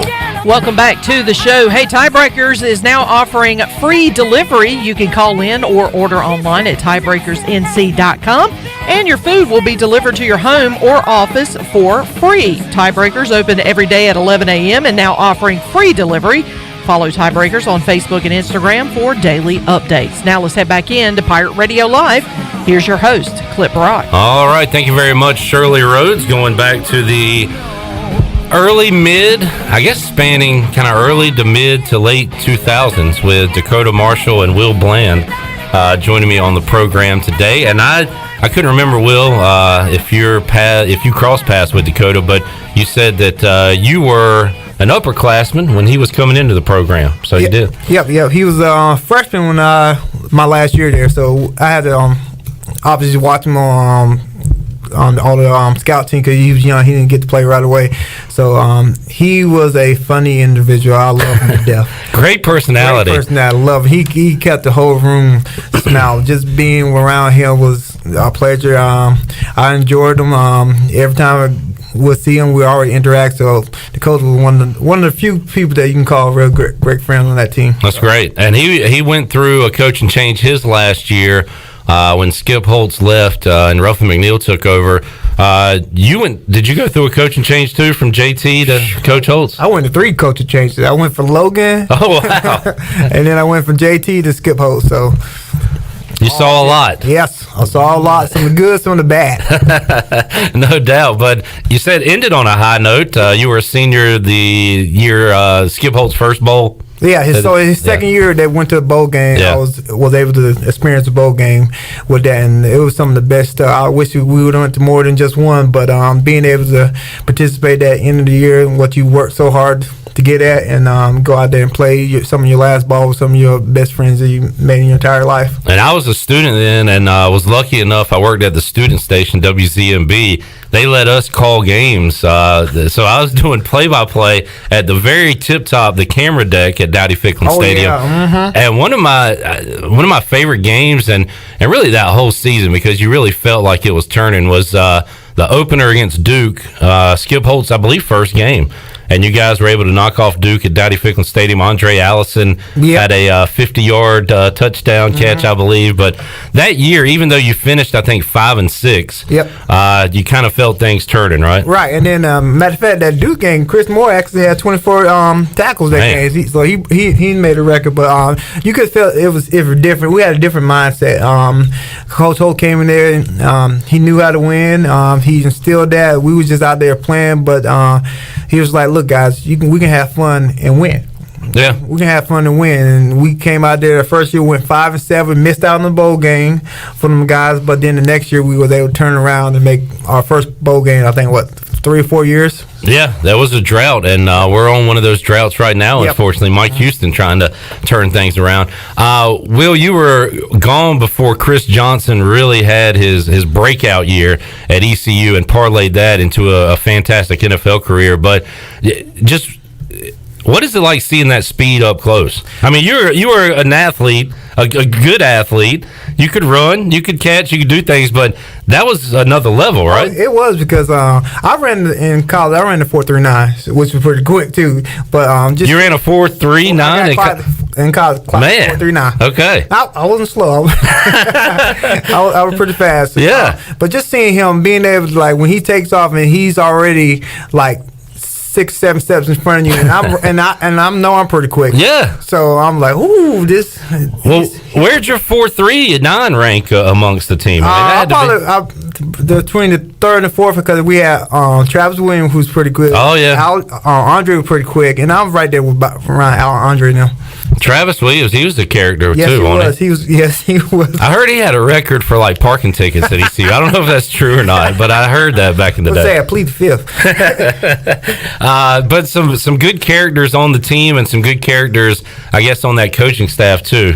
With the head man Skip Holtz, but Greg Hudson was a trip. I don't know how much you interacted with him on the other side of the ball. One of my favorite coaches, Greg. I mean, being that he was a defensive end, my senior year I didn't get to play that much, so I was there helping out with the scout team with the number one defense game. Coach Hudson took care of me, made sure that I was taken care of, knew that the value that I had. So like me and him, we hit it off, and I think I talked to him like about 2 months ago. Still to today, he's awesome. One of my favorite coaches. How about Rick Smith? Why can't y'all cover Will out there? What? I was just quick. My problem was that during practice I wouldn't catch the ball in practice. And I was told it's practice. So you got to do stuff. You got to be able to produce in practice to be able to put it on the field and stuff. Yeah. And so you were more of a wait till game day to make your plays. Oh yes. Some of my sophomore year was probably my best year. And I still had trouble catching the ball during practice stuff, but like in the game I was very good. Why is that? I don't know. I had all the spotlight on me. I love to be under the camera. If you had fans at practice, you might have done better, right? Yeah, that's what I tell everybody. Hey, I won't drop in the game. How good was Andre? Kind of seeing his ability, because man, he came on and burst on the scene quick. Andre was very good, and that's who I played behind most of my time there. Once he got there, he took over the starting spot, so I was basically playing behind him, behind Bobby now, just being that guy that if it was my time to come up, I would be every day. And I love my teammates, and everybody like, why you in Trafford? Because that was my home. I was there for so long, and I didn't want my best friend Ryan Doherty was there, so I didn't want to go nowhere. This was my home, and I was gonna do everything that I could to help the team win. So that's interesting. I mean, and now, I mean, we saw transfers during your time, but now it's rampant out there. Obviously, what was were you a walk on, or were you recruited to ECU? So I got recruited by Logan my senior year. Actually, we came up to play Rose where Court Shengwell was there. And, we actually beat them pretty bad, and Coach who I'm not gonna know, but Logan and them came up to me after the game. I basically didn't know where East Carolina was. I was trying to go to Florida State. Play for Bobby Bowden. I wanted to play with them. Miami wanted them, and they offered me. You know where East Carolina is? I was like, I have no clue. Hey, wait, you're playing right down the road at Rose. I didn't know because I was in the military. My dad was in the military, okay. So we moved in. Explains the Havelock, yeah. So we moved in. I didn't know where East Carolina. So when did you get to Eastern North Carolina? 99. Oh, okay. So you were new around here. Okay, gotcha. 99. All right. Who else did you have any other options or any else where you wanted to go? Yeah, well, I got offered by South Carolina, all the in-state schools. Okay. But a lot of them offered me to play DB because I was pretty good DB, but I didn't like hitting nobody. So, but a lot of the HBC school wanted me to play quarterback. Okay. So, but East Carolina was the only one that said, "Look, if you want to try out for quarterback, we'll let you try out for quarterback." And that's all I want to hear. I want you can give me a shot at it. So they told me they would give me a shot, and I came and did it for 2 days before I got moved. Well, they gave you a shot. It was a small shot. I went. He asked me that I want to play DB or wide receiver. I wanted the ball in my hand, so I said I'll play wide receiver. So the rest is history after that. So. And towards the second half of your career, you were with a really good quarterback, I think, and I called him maybe the most underrated quarterback, James Pinckney, who we had on the show a few months ago. It was great to catch up with him. He's doing now some training, academy type stuff, coaching. But man, he could sling it. It's just the O-line didn't help him out a lot. He was kind of picking himself up off the ground after a lot of plays. He did, and I'll tell you what, he's one of the toughest guys I've ever seen in my life. He could take some shots and he would get back up, and you know what? He's never ever yelled at the O-line. I mean, like, it was just, he's like, all right, guys, come on, we're going to go back here and we're going to do it again. But he was one of the toughest individuals, had a rocket for an arm. Yeah. Sometimes you had to tell him, hey, JP, I'm just running 5 yards in front of you. You ain't got to throw it as hard as you can. Good stuff with Will Bland today inside the Pirate Radio studios. I tell you what, man, and maybe I'm wrong. Maybe you hate the guy, but Donnie Kirkpatrick seems to have a 100% approval rating.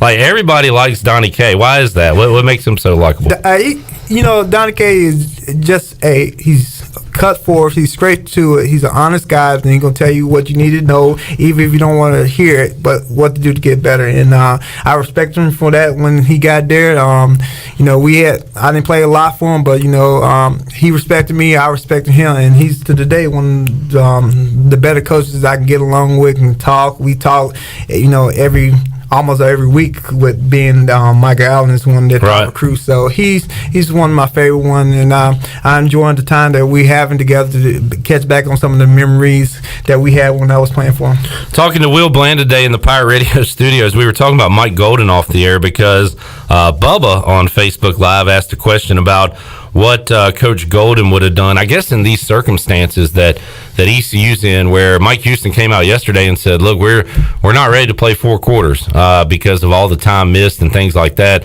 I called Coach Golden a character. Now, you got to see a different side of him than I did, obviously, but first of all, what do you remember about those workouts with Coach Golden here? Very intense. He was an intense coach, but like I said off the air, he's one that cared about his players, and he was going to make sure that you was giving your 100% for the Pirate Nation. He can work you hard, but in the end, he's going to take care of you.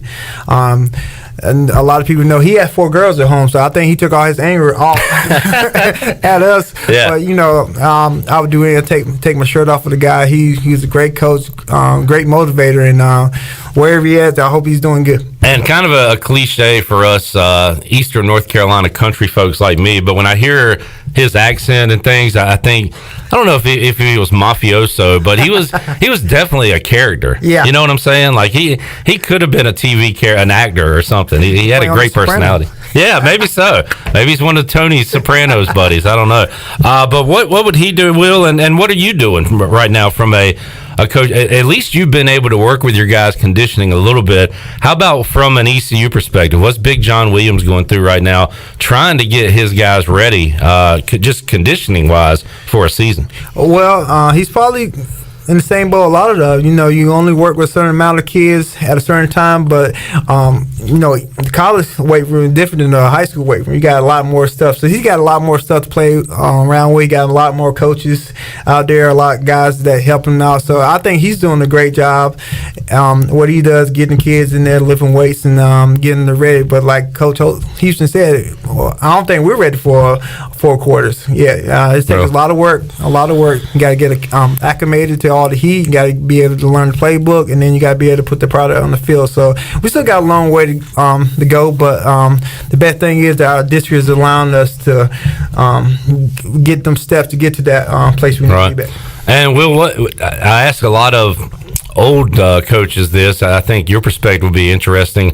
How much weight training was involved when you were a high school player compared to now? Because it has advanced a lot, right, in the last 15 years? I didn't 20 years. I didn't lift that much weight in high school. Right. I did not. I ain't like to lift weights. So I was basically doing all my stuff off skills. I'm better than a lot of people that I played against, so I was able to do it off skill. I know my high school coach used to be like, all right, now, if you don't lift weights, I'm call Coach Logan. I'm like, I'm not even up there yet. So I'm still in high school. What are you talking about? So, but then being able to come from high school to get into college, and now you see that lifting is everyday thing. And a lot of my kids like, Coach, you still big, you still fit and stuff. I haven't touched the weight since I got out of college. Really? Yeah. So it's kind of like a business thing. Like we just get up, we lift weights, go to school, go to eat lunch, go to practice, start over again, do the same thing again. So I kind of got, I was very strong, but then I kind of got like bored with I'm tired of lifting weights now. I want to lift no more weights. So what are you, country strong, I guess, as they call it? You're just natural? Yeah, natural strong. There you go. Will, and you just mentioned that. It's a routine. It might have got old to you, but it's nice as an athlete, as a coach, as a guy like me that has a routine to come into work. I'm so grateful and thankful that through this coronavirus, I've been able to come in and have a job to go to. You know what I'm saying? Mm-hmm. So what about for you trying to keep your players on a routine? How difficult has that been, and have you been able to do that the last few months? Well, we have been, and the kids has been able to come in. We started June 15th. They've been able to come in and see the coaches, all the coaches interacted with their peer, and I thought that was the big thing. I thought it was they needed to come in and interact with their peer because when they got sent home in March, they wasn't able to do anything. They were staying at home playing video games, getting fat. So being able to put eyes on them and let them know that, hey, we're still out here, we still playing for a season. So they're motivated. My kids come in there every day, even when I tell them don't come, they still walking around out there on the track and stuff, doing their own thing. So they've been out there working their butts off. So trying to keep them motivated. I think they're motivated because they're hopeful that season will be. So that's what's keeping them going. So hopefully, finger crossed, that happens. So we'll see. Will Bland joining us in the Pirate Radio studios. Let's take another time out, Shirley. Will, you got time to hang out? 15 minutes or so? Yep. All right, we'll do another segment with Will Bland, former ECU wide receiver, now the head coach at J.H. Rose. We'll take a timeout, come back, more to go after this.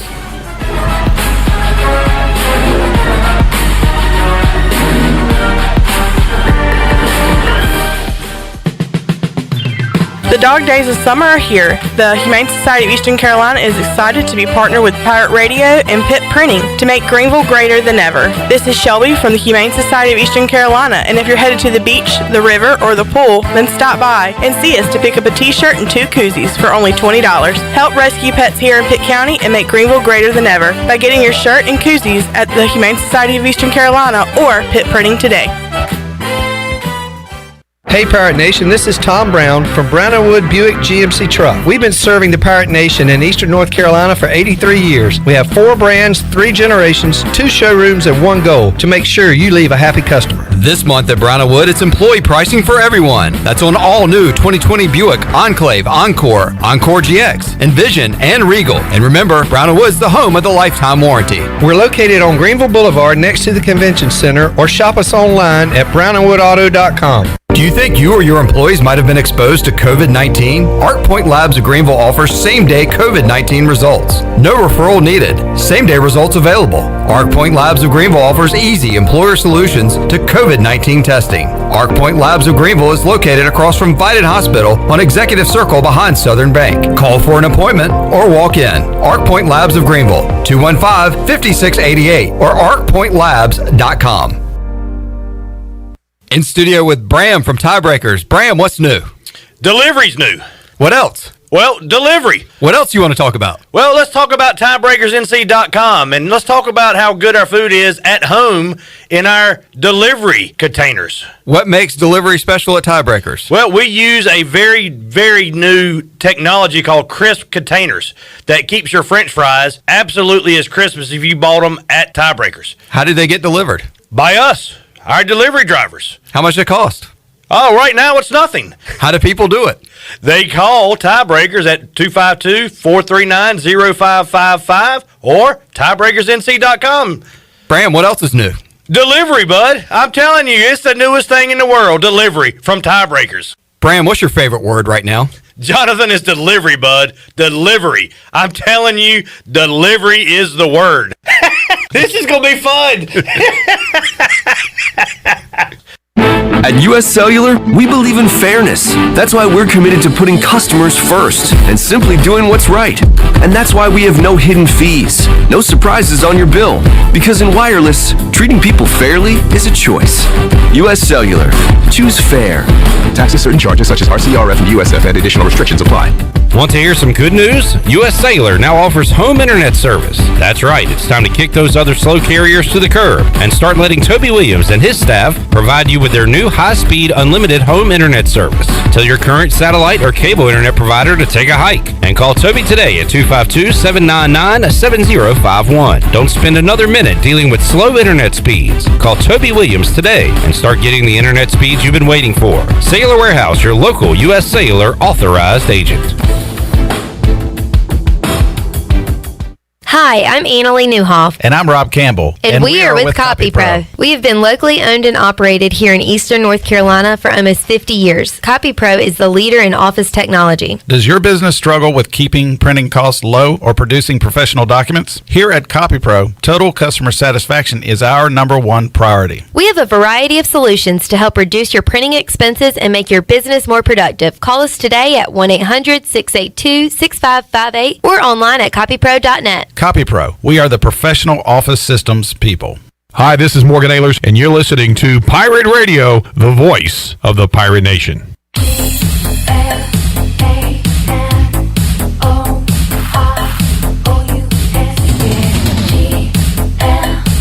You're listening to Hour 2 of Pirate Radio Live. Now, back to the show. Welcome back to the show. PRL this afternoon is brought to you by Bud Light, who reminds Pirate fans to always stay in the game and drink responsibly. Bud Light, proudly distributed by Carolina Eagle Distributing since 1989. And as we head back into Pirate Radio Live, I have an update clip and a piece of breaking news. So let's start with the update. You were asking about Coach Mike Golden, the former strength and conditioning coach at East Carolina, what he is up to. He is the head of strength and conditioning at Arkansas Tech University. He is in his 4th year there. Okay. So he was named to the position back in 2016. So that's where Coach Golden is now. And a piece of breaking news, the game between the Orioles and the Marlins that is scheduled for 7:35 first pitch could potentially be delayed because the Major League Baseball is waiting for the final test results, clearing the Marlins to resume play. They say they are looking for a resolution within several hours, which means we may or may not have a game tonight at 7:30. Okay, well, I would say consult your local listings, but we are your local listing, so we'll keep you up to date on our social media on whether or not we have O's baseball for you tonight on Pirate Radio. Wednesday's going to be tricky too, Shirley, because that is the doubleheader, right? Yeah, that is the doubleheader that's scheduled, and so we're looking at I think it was 5:05 first pitch, and then at 8:05. Right, So yeah. in the event that this game gets postponed or delayed, then it's going to affect tomorrow's game. Hey, how about the first ever triple header, Shirley? 2:05, 5:05, 8:05. Let's not go there. Let's not. Let's okay. not go there All right, because fine. as someone who has to adjust those logs Oh, for those right, games, yeah. that is logistically a nightmare for me. Okay, well, that was just an idea. We're living in this new world. We got to come up with new ideas. Will Bland hanging out in the Pirate Radio studios. Got Stephen Igoe coming up. We'll talk about the current state of ECU football. And Will, you're running your own program. You're talking to ECU coaches who are recruiting your players. But how much do you keep up with your old college football team and what they're doing? And do you see, we talked about Skip coming in and you could kind of feel that it was turning.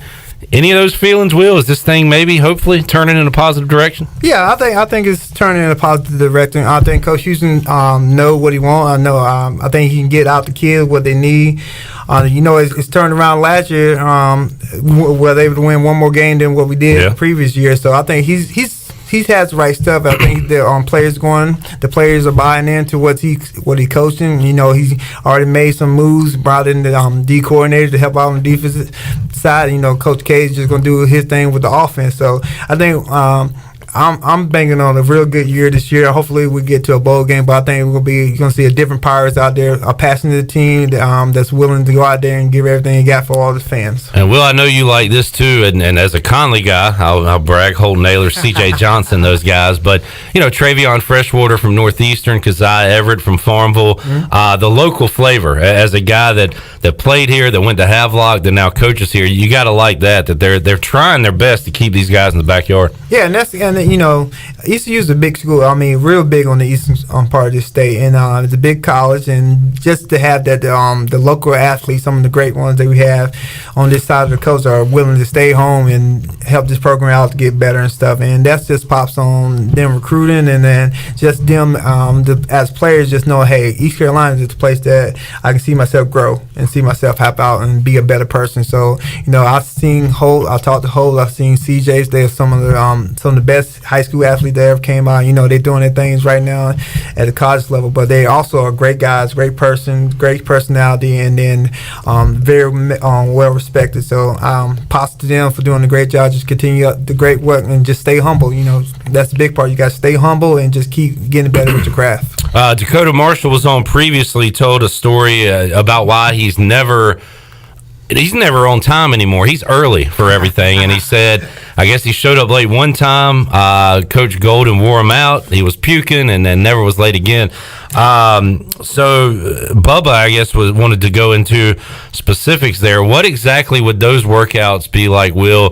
Hopefully you never experienced it, but maybe your teammates did. But what was that like if you did show up late one time? It wasn't fun, and I showed up late, but I actually called, and it was snowing down here. Once it's snowing in eastern North Carolina, everything shuts down.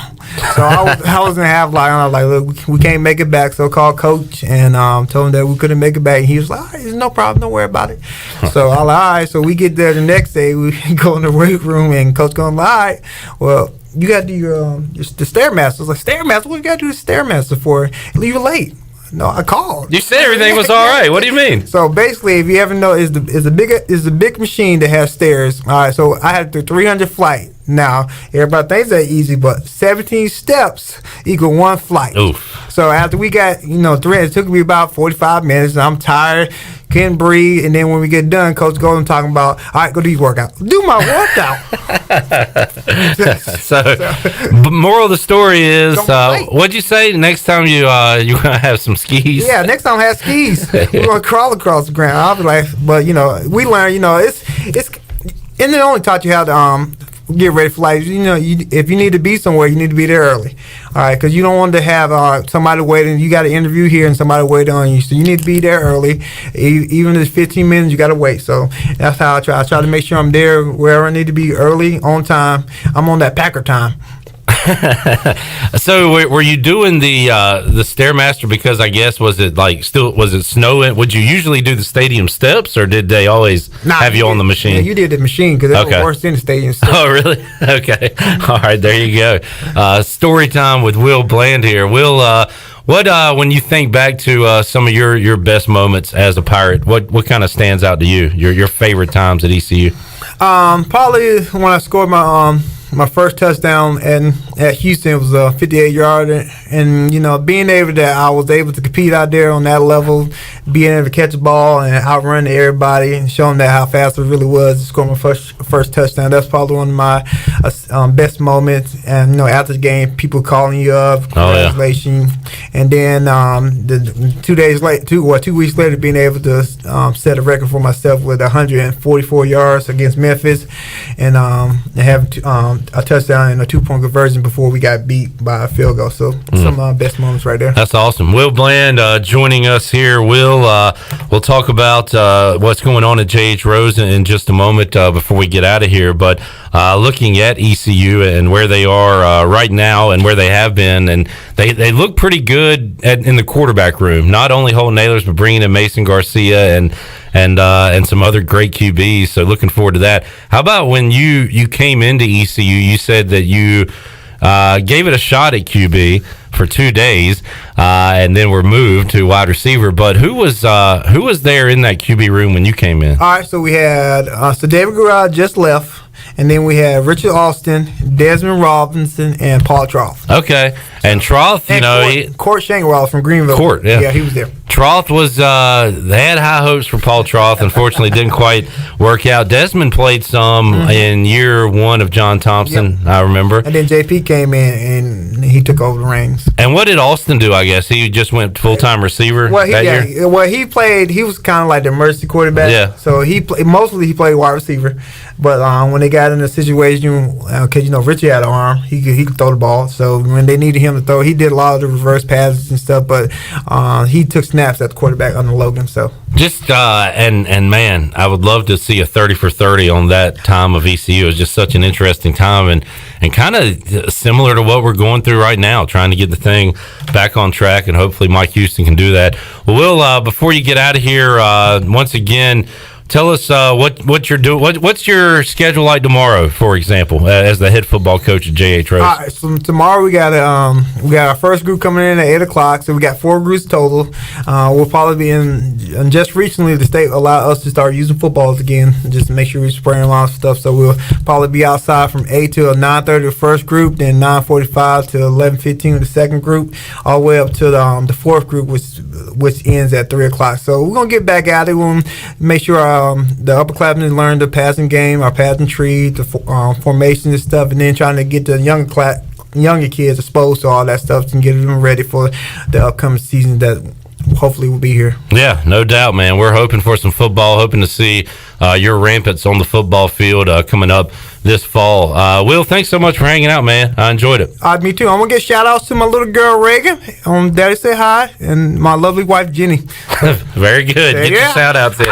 Got to keep the girls pleased, right? There you go. Sure, let's get a timeout, and we'll come back. We'll update everybody on what's going on currently in the world of sports. Got a good one here between the Kings and the Mavericks. We'll update some scores and talk about what's coming up tonight in the world of sports. When we return on Pirate Radio Live, we're back with you after this.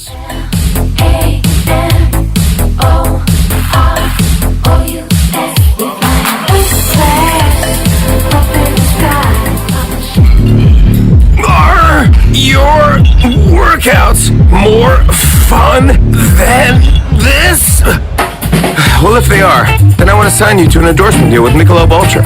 I'm looking for anyone and everyone who makes working out a blast. If that's you, head to TeamUltra.com for a chance to score awesome perks like Team Ultra gear and more. That's TeamUltra.com to enter. No purchase necessary. Open U.S. residents 21 plus. See official rules at TeamUltra.com. Message and data rate may apply. Void where prohibited. Enjoy responsibly. AB Michelob Ultra Light Beer, St. Louis, Missouri. Hey Hey, Pitt County Schools families, we hope you're having a great summer so far and enjoying time with your friends and family. School will start on August 17th following strict state guidelines, so we want to keep you, our students, our parents, and our community informed throughout the summer with our information campaign called The Road to Reopening. You'll find all the information you need to prepare for the next school year by going to our website at pittschools.org or by keeping up with us on Facebook, Instagram, and Twitter. Remember, we'll face the upcoming school year together because we are Pitt County Schools Strong. There's nothing like Pirate Game Days. He's got the ball. He starts right. He goes left, and there he goes. 10, 5, touchdown Pirates. Home Sailors takes it in from 21 yards out. The sight of a tailgate. The roar of the crowd. Support the Pirate Club and buy your season tickets today by visiting ecupirates.com. We're in this together. All hands on deck. One Pirate Nation. All right, in studio today with Wanda Montano, an East Carolina graduate and the new executive director of the Rocking Horse Ranch. Wanda, welcome. Tell us what's going on. Rocking Horse is a wonderful nonprofit serving the community and providing therapeutic riding lessons and equine therapy for our students. We're having a lot of fun out at Rocking Horse Ranch, getting ready to reopen over the course of the summer, and we have lots of things planned for our clients to come back in. We're going to do a fundraiser in November, so save the date for November the 14th. To learn more, visit rhrnc.com. Great news, amigos. Chico's Dine-In Service is back open every day. Come and enjoy favorites like shrimp tacos, steak and chicken fajitas, burritos, enchiladas, ACP, and more. Chico's is still offering to-go and curbside service as well by calling 757-1666. Don't forget to stock up on Chico's famous margarita mix for only $9.99 per half gallon. Follow Chico's on Facebook and Instagram for daily updates. For Mexican food and fun, it's got to be Chico's for dine-in or to-go. Got big dreams for your small business? You're not alone. The Gavigan Agency Insurance Services is a growing business too. That's why they work with Nationwide, the #1 small total business insurer in the U.S. Nationwide can help protect and grow your business so you can focus on making your small business dreams come true. Give the Gavigan Agency Insurance Services a call today at 252-756-1400. Nationwide is on your side. Nationwide Mutual Insurance Company and Affiliates, Columbus, Ohio. Subject to underwriting guidelines, review, and approval. Have you heard the news? Villa Verde is now available for dining in. That's right, both locations of Villa Verde are back open on the inside. And on top of that, the original location on 10th Street has been completely remodeled. But if you prefer curbside or takeout, that is still going strong too. Don't forget the Villa Verde family meal deals are a great way to feed your entire family at an affordable price. This is Jay from Villa Verde, and we look forward to seeing you at one of our locations soon. Villa Verde, a platform for good. Over 32 years ago, the Ronald McDonald House of Eastern North Carolina opened its doors as a place to help families stay together and close to the care they need when they have a sick child. With the addition of a second Ronald McDonald House inside the Maynard Children's Hospital, our need to serve is greater than ever as the medical community flourishes. Help us expand our mission of keeping families close as we grow to meet that need. You can show your support by making a donation to the Ronald McDonald House. Visit our website today at rmhenc.org for more information. Thank you for your support. This is Pirate Radio, WGHB Farmville, 1250 and 92.7 FM Greenville, WDLX Washington, 930 and 104.1 FM Washington.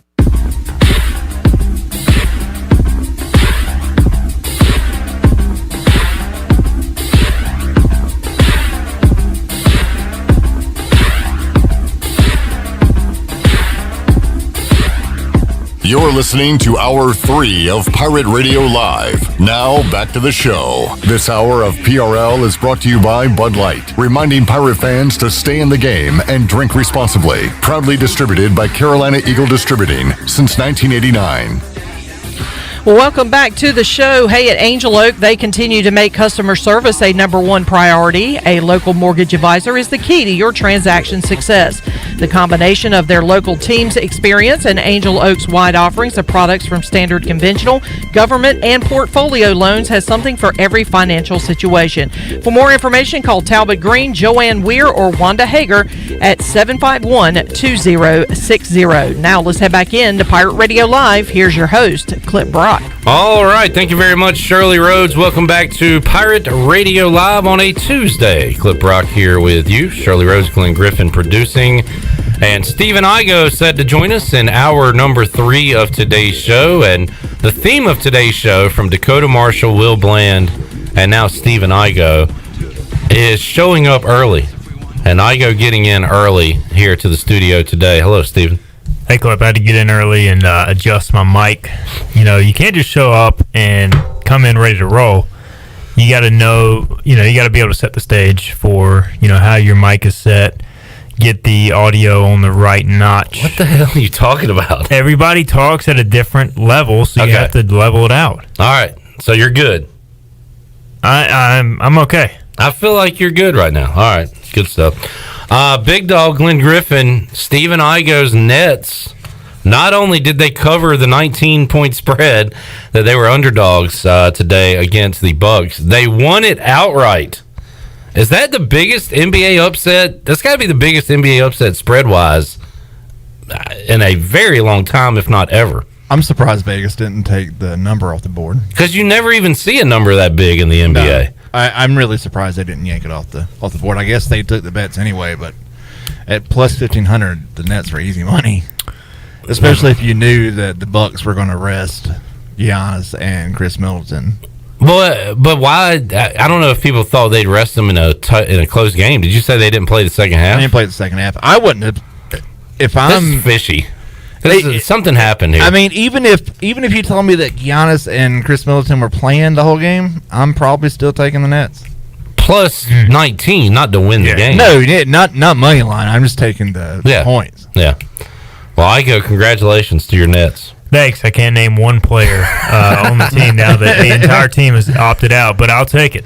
Did I see, is it Jamal Crawford? Was he playing for them today? He was, and then he went out with maybe an ankle. Well, I knew. Here's the one guy I knew, and he's not with it. He's out. So yeah, I looked up and down the lineup, and it's randos. Yeah, a lot of randos.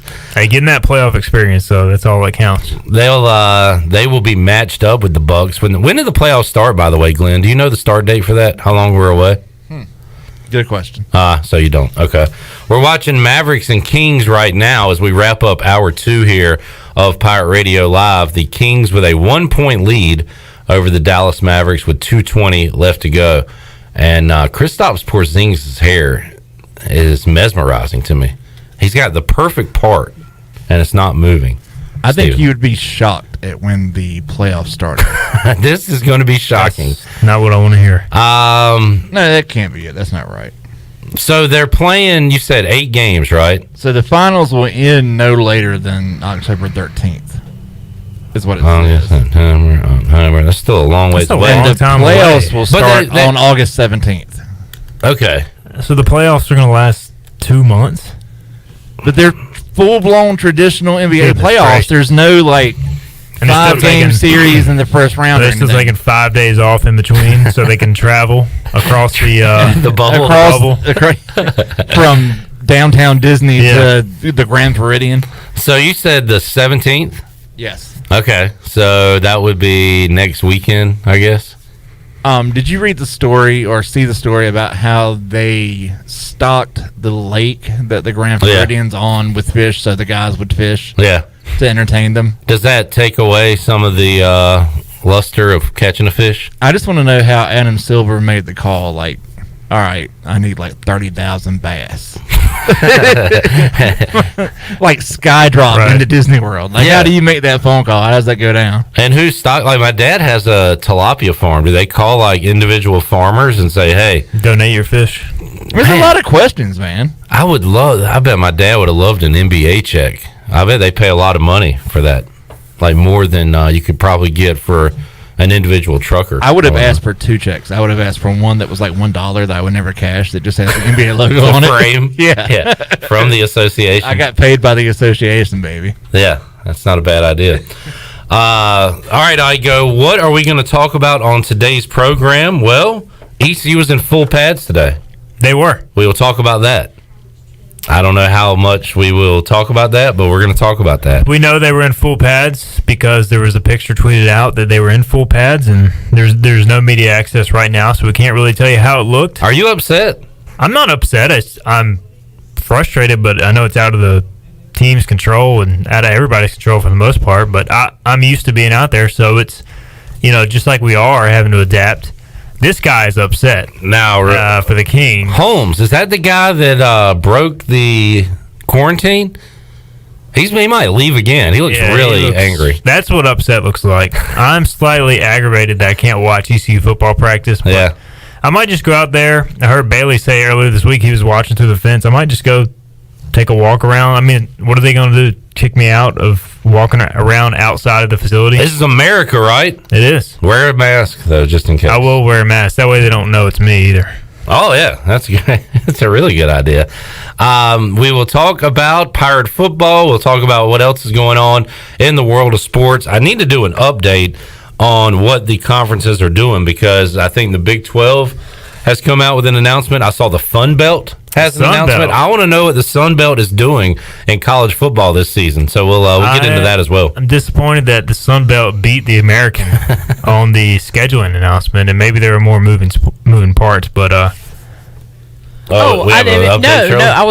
I was just going to let you know, in the world of weird things happening in sports, there was something that has never happened in a Major League Baseball game that I know of, and that was a drone delay in the middle of a baseball game. The Pirates and the Twins had to stop play because there was a drone flying over the outfield, and they had to wait for the drone to clear out before they could resume play. I cannot remember a drone delay. I don't remember that. So if you are playing along in your bingo card, if you've got drone delay, mark it off. 2020 bingo card, drone delay in a Major League Baseball game between the Pirates and Twins. That's very specific, but I think that might win you bingo if you have that on your card. All right, well, thank you for that update, Shirley. I'm glad it didn't come with your news, with your music, because I know you have bad news. I did, but you threw it to break. Oh, I heard you play your music. Yeah, and I didn't want to interrupt your interview with Coach Bland, so what I wanted was your to bad wait. news going to be? Well, it was about the Orioles potentially postponing their game tonight. Yeah, that was kind of bad news, I guess. We'll see what happens with that. All right, I tell you what, let's go to break. We'll come back. Stephen Igoe here for maybe the entire hour. He's kind of upset today. He might leave early. I don't know. Am I really that upset? I don't know. You just seem kind of down to me. You walked in without your bag and your computer, and you just... I'm just waiting for news to break. That's why I didn't bring anything. That way we can get some breaking news. Well, Shirley will have us covered if we have breaking news here on Pirate Radio Live. Another hour to go, and we're back after this.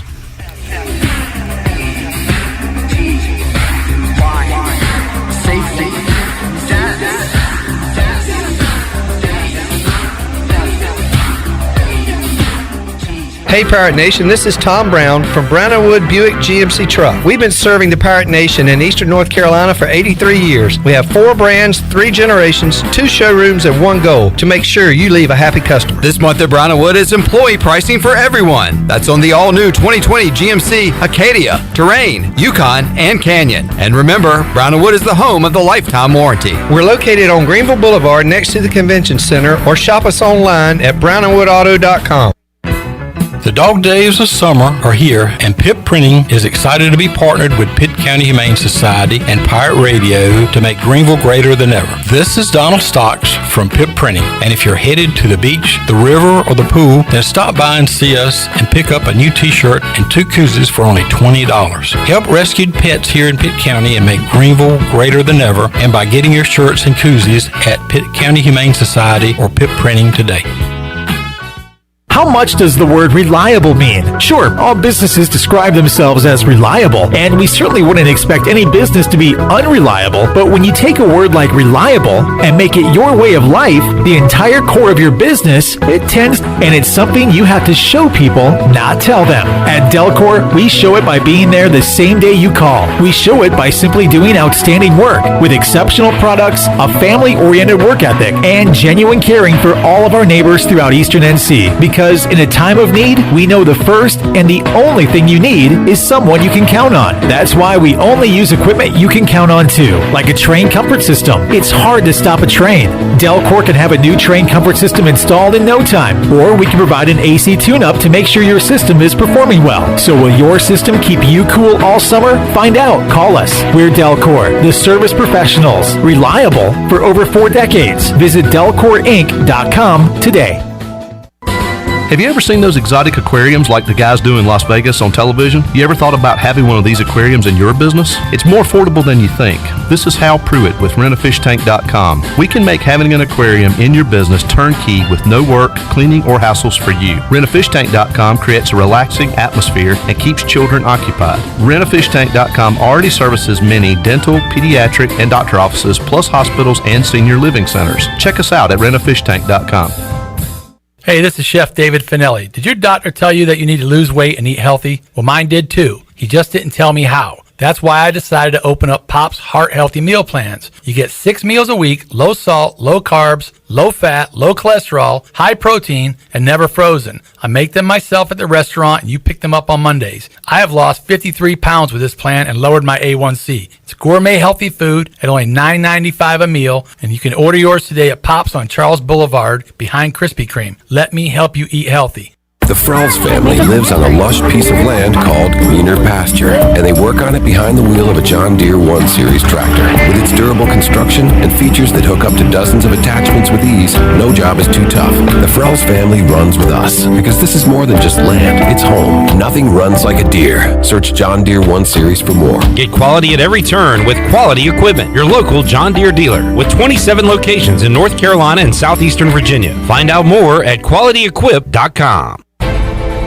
East Carolina's football team is working its way back to campus, and the Pirates are preparing for their scheduled August 29th season opener against Marshall. We've got you covered on hoistthecolors.net with the latest team scoop and daily information as the football team draws closer to its first game.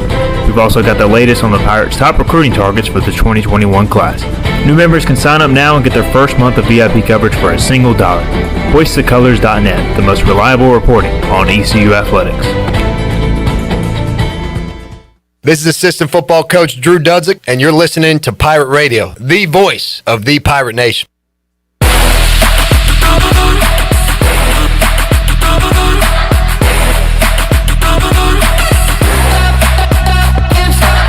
You're listening to Hour 3 of Pirate Radio Live. Now, back to the show. This hour of PRL is brought to you by Bud Light, reminding Pirate fans to stay in the game and drink responsibly. Proudly distributed by Carolina Eagle Distributing since 1989.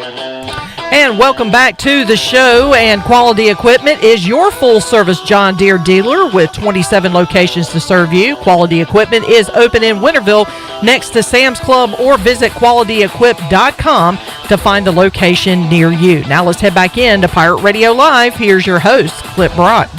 Thank you, Shirley Rhodes. Welcome in hour number 3 of a Tuesday edition of Pirate Radio Live. Once again, coming up later this week on Wednesday, we will check in with Dan Horde. He is the voice of the Bearcats and the Bengals of the Cincinnati variety. So we'll talk some NFL, college football with Dan Horde. Coming up on Thursday, Stephen Igoe will join me for our safeties position preview. I was expecting the safeties position preview to be today. Nah, I didn't do it today. We'll do it on Thursday. So I came prepared with a lot of mental knowledge, but I'll just save it. Today's a big news day. We have so much to talk about, Stephen. We do. We do? Yeah, you went to a full pads. That's going to be at least a 30-minute chunk. Just that. We'll talk about what, like... Well, we should... We got to talk about what every pad is and does. We got to clarify, because there's a lot of confusion out there. What are helmets and shorts? Shells. What are full pads? So a lot of people, the coaches will come out and say, "Would you practice in shorts today?" What does that mean? Are they shirtless? Are they only in shorts? Do they shorts? not have helmets on? But no, that means they're in helmets and shorts. No cleats. And that is the first 2 days of preseason camp. There's the acclimation period where they have to wear shorts and helmets and a shirt. Mm-hmm. And then you progress to shells, which is just shoulder pads, no full padding below the belt. So you do 2 days of shells in the acclimation period, and then you go to full pads, which is obviously all the leg pads and everything, and then you can hit, and obviously you can hit in shells too. I just don't think they usually don't take them to the ground. They usually just do a hit and wrap. But then once you get in full pads, you're pretty much in the clear from there. As a coaching staff, you can choose to mix it up and match as you go along. Usually they'll scale back and go shells some days, especially like after a scrimmage, to kind of take the wear and tear off the guys. But they've started camp now. The original plan was to go 2 days and the day off, but they've started camp now this was day 5 in a row, Friday, Saturday, Sunday, Monday, Tuesday, and have practiced all 5 days without a day off. But there is a plan to take a day off this week, because you have to take 1 day off a week. It looks like it'll be Thursday, most likely. What a great breakdown. And I'm introducing my guest for the rest of the week. So can you repeat all that in just a second when we get into the show part? Absolutely. All right, good. Coming up Friday, Spencer Brickhouse is going to join me in studio at 4 o'clock on Pirate Radio Live. All right, Stephen Igoe is here. Stephen, I understand he went full pads today. But first of all, what does that mean? I can't do it again. That was really good breakdown. Did you just like tune out midway through? Cause yeah, you were like snapping your finger at the basketball game. I feel like you weren't even paying attention. Oh, we got a good one going on, and as much as I loved your shell shorts pads breakdown, this game is a good one between the Kings and the Mavericks. They're in overtime. Let's get a score update on Shirley's drone game real quick. 7-1 Twinkies over the Pirates in the 7th inning. All right, Stephen, now back to ECU football. So what did you say? They get 1 day off a week, and you think that's going to be Thursday? Is that what you said? Yeah, that's what it's looking like, because originally they were planning to take Sunday off, and they ended up moving it around because of they didn't know what the hurricane was going to do. And so I think they just ended up moving it to Thursday for the day off, is what it looks like it's going to be, because you don't want to start camp and get the guys too tired, and it sounds like they're trying to play themselves into shape, so it probably does do some good to practice almost a week straight, and I think today may have been a little lighter for a full pads day than your original full pads day, but it's a real interesting dynamic, because usually, like Coach Houston talked about earlier this week, you're usually in tip-top shape entering camp. Mm-hmm. This year you got a lot of guys out of football shape, and you're trying to play them in shape, but you don't want to get them hurt. So there's a really delicate balance you have to take as a coaching staff and as a strength staff to get all those guys where they need to be. And it's going to take probably at least 2 to 3 weeks of camp/practice till they're to the point where they can play a full game. And ECU's not alone. Marshall's the same way. All the other schools are going to be the same way after missing 3 to 4 months of off season. I feel like a phrase you have gone to quite a bit over the last few weeks is like, at some point you're going to have to get these players together and hit and play football from a line and D-line. Is that happening now? Yeah. Okay, so you don't have to keep saying that because it's happening now. Yeah, I mean, we're probably not going to get any footage of it for the time being. I did see a nice one-on-one. Was it Audio Matosho catching a pass over Quan McMillan? Over McMillan. Great battle there. McMillan won the first rep, and then Matosho made the catch on the second rep, and so that was good to see. It was good to see some actual football stuff. And Mike Houston has said, they're still doing 7-on-7, 9-on-9, 11-on-11. But when guys, you can't do those drills and not have them playing football. So when you go 11-on-11, that means team on team, offense versus defense. 7-on-7 is QBs, wide receivers, running backs, skill position versus skill position. And so you're going to have some natural contact in that area because you can't play football and not have contact. Now that they've gone full pads, you're going to have contact because that's the only way to get ready for the season. But looking around some of the other teams that have started preseason camp, a lot of teams are being very, I don't know if careful is the right word, but with the media content they're putting out with the coronavirus pandemic. But like Oklahoma put out a bunch of players wearing masks underneath their helmets. And so what are you saying? I just think there's a conscious effort to, for the safety aspect of things, which is good. But I also think at the end of the day, our team's actually going to roll out there on August 29th and every player be masked up in a 95-degree football game. I don't think that's a realistic expectation. Like, you're gonna have to, like Marshall right now, they put out pictures of them wearing the face mask all the way down, like a shield, and that just doesn't seem safe Well, that's the point of the testing, right? You want to have everybody tested, so you know everybody on the field has not tested positive, so you can go out there and actually touch each other without getting anything other than the normal germs you carry. That's the goal, is to have as safe of a bubble, and you're probably only going to test once a week, so you can't 100% guarantee it, but you should have at least somewhat of a handle on it going into each game. So, you can't take too many precautions, that is for sure, but you also can't make the situation worse by putting a full shield over a 300-pound lineman's face in 95-degree heat. Like, I don't understand how you're supposed to operate and play 90 snaps in that situation. So, I don't think there's a perfect way to do it. I do think if you're going to play football, like I've said all along, like you said, Cliff, eventually you just have to play football and see how it goes. And so you are still using that line? Yes, that's what I said. Okay. Pay attention. I'm done with my point, not with the show. Our buddy John Grom, former Pirate Radio intern, had a quote from Dave Doran today. Let me. Got a funny story about that. Once you're done, probably shouldn't say it on the air, but well. All right, but you go ahead. Dave Doran, quote, "I don't mean this in a way that I'm not respecting COVID, because there are so many precautions for that, but I'm more worried about heat illness and season-ending injuries than I am about a virus that in most cases our guys' age group is 3 to 5 days."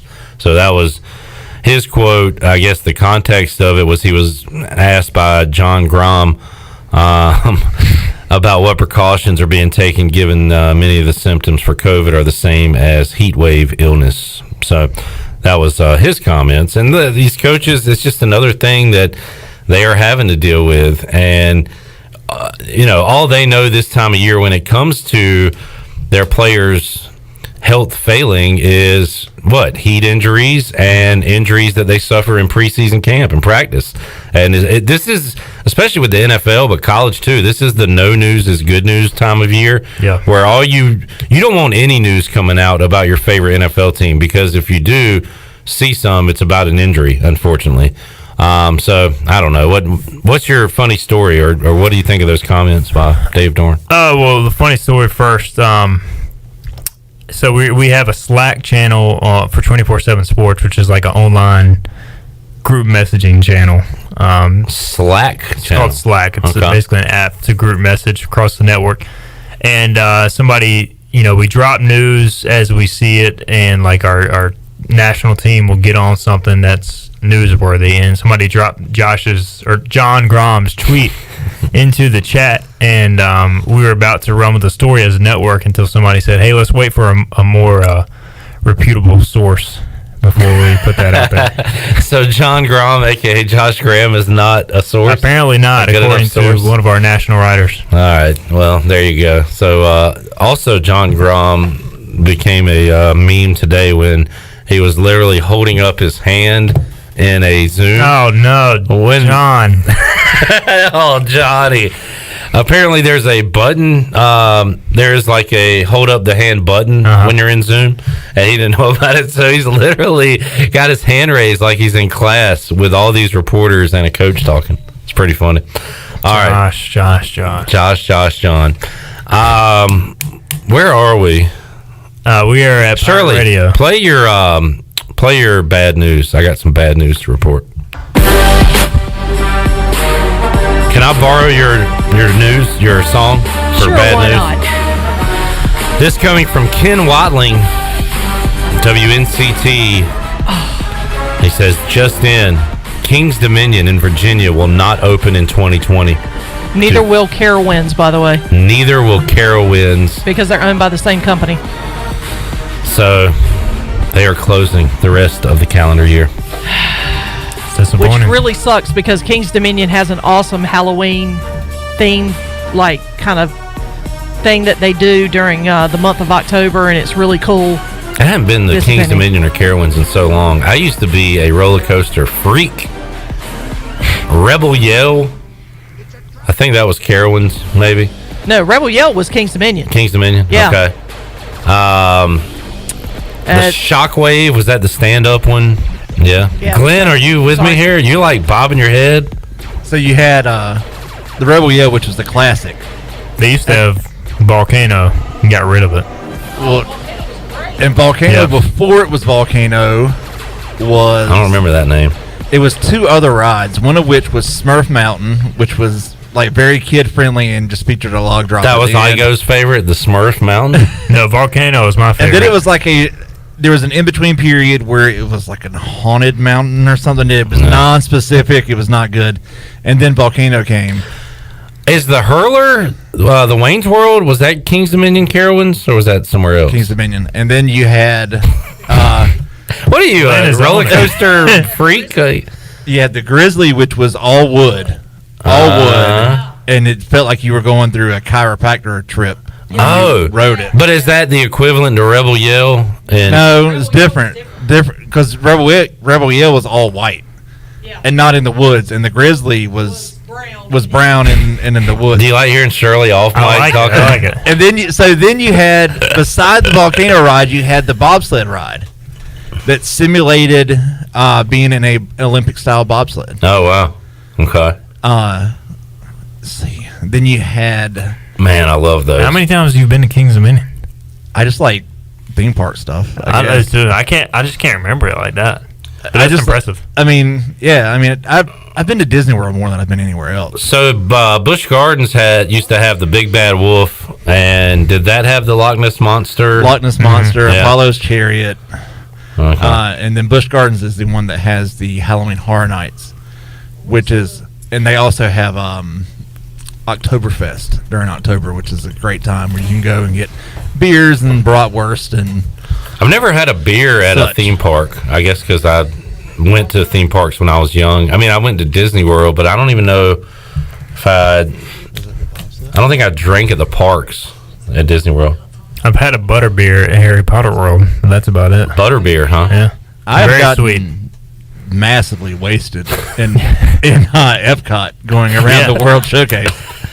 I have been trashed. I'm sure it makes it very fun. God, my worst fear. Because you can just drink around from one country to the next. It's the best. My worst fear is getting hammered and then getting on the the ride in the ball. What's it called? Spaceship Earth? Yes. God. Why? Why do you hate Spaceship Earth? Because, well, first of all, it hasn't been updated. It's it's closed down and it's currently being updated. Oh, thank God! They've got. So that's the whole problem. Look at this modern technology. It's a computer the size of this room. Right. And here, this is present day. The beginning of the first the first area of Epcot is a problem, of course, because it was built in the 80s to be futuristic, and now it's the future. So it's being torn apart. That's being redone. You're getting a Guardians of the Galaxy ride in there. You're getting something from Moana How does in there. know all this stuff? He's breaking it down. I mean, you're just getting a lot of stuff. There's a Frozen ride now in Epcot.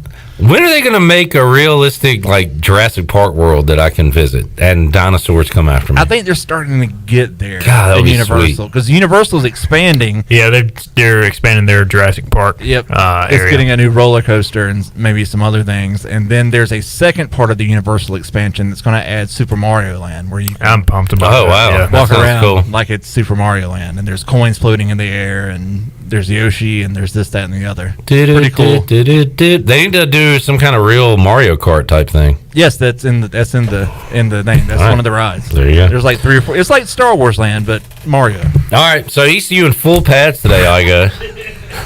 And I was going to talk about it too. Oh, what do you got, Shirley? Well, first of all, my recommendation, I did have a butterbeer at Harry Potter Land. Yeah. My recommendation is don't drink the butterbeer before you get on the Hogwarts ride, because you are going to get jostled around a bit. You're going to feel a little sick when you get off that ride, but it was an amazing ride. But the very first roller coaster I ever rode was the Scooby-Doo roller coaster at King's Dominion, followed by the Grizzly, which your knees are like water when you get off of there because you're in so much pain, because you get jostled around pretty good. But I went back not too long ago and rode the Scooby-Doo ride just for kind of like memory's sake, and the stupid bar came loose as I'm going around, which thank goodness is just a kid's ride. So Holy crap! I didn't. scary. Yeah, it was a little got that nerve-wracking, lawsuit but yeah, and ironically, you talked about Disney. Glenn was talking about Disney World. I was scheduled to go for Christmas this year, and first time ever going to Disney World, and I'm not going to get to go because of COVID. So, but I have been to Universal several times, and I'm actually going back next summer. I'm taking my niece as her graduation present. So, oh, wait a minute. Glenn's got something to say. Are we going to talk about ECU football at some point? We have lost. Y'all need your There's own. nothing to talk about. Your own show. Two other Glenn and a theme park stories. All right. Got nothing better to do. So, when you were talking about the Scooby-Doo roller coaster, there is a Goofy roller coaster in the Magic Kingdom. And the last time I went, all 6'2", 300 pounds of me was in the back cart of that thing. I filled up the whole jewel. It was great. I wish I had pictures of it. And then secondly, my favorite memory is that when I was a child. I guess I was not. My sister was a child. I was a almost teenager. We were on Splash Mountain together. The parents didn't want to ride because they didn't want to get wet, so they put the kids on the ride, which is brilliant. And in the process of riding the ride, Splash Mountain's a log ride. You go up to the top of the mountain, you drop off. We pause several times as we're going up the incline to drop. Mm-hmm. And so when that happens, you might get a little anxious. Oh, yeah. Very much so. Well, anxious 12-year-old Glenn saw an exit sign to the right and dipped out that jewel and left his 6-year-old sister on the ride to go down by herself. That's she terrible. never has let me down. She's never going to let me live it down ever. So she finished the ride. I conquered that ride many times afterwards. That was just the first time. And then I found out how the ride worked. I saw the back side of it. People in security jackets came out of nowhere and got me. All the lights came on. Wow. It was quite an experience. So if you've never jumped off a Disney ride during the ride before, I'd advise it. Yeah. Just to see what happens. Just to see the reaction, Just to see what happens. It's fun. And be in the belly of the beast there. That's pretty cool. I really thought that I was going to get snatched by some mouse people and not see my family again. Like, I kind of messed up. Last time we went to Disney World, we went on basically a kiddie roller coaster. And the Goofy one? Maybe. Or was it the Snow White and the Seven Dwarfs? I don't remember. Was it in the Magic Kingdom? It might have been at the Animal Place. What's that place called? The Animal Place is the Animal Kingdom. Animal Kingdom. Animal Kingdom, maybe. But anyway, it was myself, Describe the coaster. I don't remember. Myself, my stepson, my daughter, and we convinced my daughter to go, and she doesn't like roller coasters. And again, it was very basic. It was nothing. It was like a kid's ride almost. But it kind of went up and down, and she freaked out. And it's one of the biggest mistakes I ever made because I feel like she still has trust issues with me. Sure. And that moment, might have changed everything. She may never trust me again because she thinks that I lied to her by saying it wasn't a big deal. But I still believe it was not a bad ride. But she'll never trust me again. And this is great. My moment, my life as a dad is over. Sealed. People are wondering when we're going to talk sports, including the actual main Pirate Radio account, apparently, in the Facebook live chat box. What do we want to talk about? Okay, sports, question mark. All right. Wow, so Pirate Radio, the entity, is questioning a Pirate Radio show. Now I'm really freaked out. It's self-aware now. We've made too many upgrades. Yeah, this is too technologically advanced, Glenn. What did you do? Oh my goodness, Hal has taken over. If you know that reference, kudos for you. But what is it? Hal. What is it? From the movie 2001. I've never seen it. Oh, okay. Well, I do have some sports-related news. It's the NFL, but it is sports-related. Please. It's not roller coasters, though, so I don't know if we should bring it up. The Patriots have activated Mohamed Sanu from the PUP list, so he is available to play. And I think they have until Thursday to decide whether or not the players in general in the NFL have until Thursday to decide whether they're going to opt out. All right. Oh, that's right. They've moved that date to Thursday. Correct. So, Igoe, could you go over the difference between shells, pads, and shorts again? Can you? No, I can't. Let's take a break. We'll come back. More roller coaster and sports talk. And we'll also do play-by-play of this Twins-Pirates game. You want sports, you got it. We'll be back on Pirate Radio Live after this.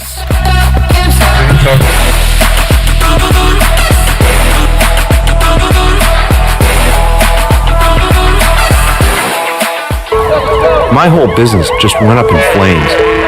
But my agent was there before the fire was out. We started a plan.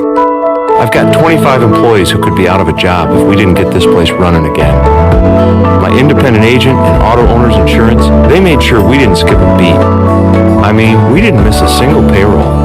That's incredible. For whatever lies ahead, we're always there. This is Norm Bryant with Town Insurance in Greenville. Call me today at 756-8300. Go Pirates. Your CBD store is the largest CBD retailer in the country and has now sailed into Greenville for the Pirate Nation. Your CBD store has the highest quality, all-natural products with no chemicals. Stop in today and receive 15% off your first purchase with the code PIRATE. Your CBD store is located on Arlington Boulevard next to Duck Donuts. Your CBD store Greenville, where good health hits home. Remember, use the code PIRATE for 15% off your first purchase. Go Pirates!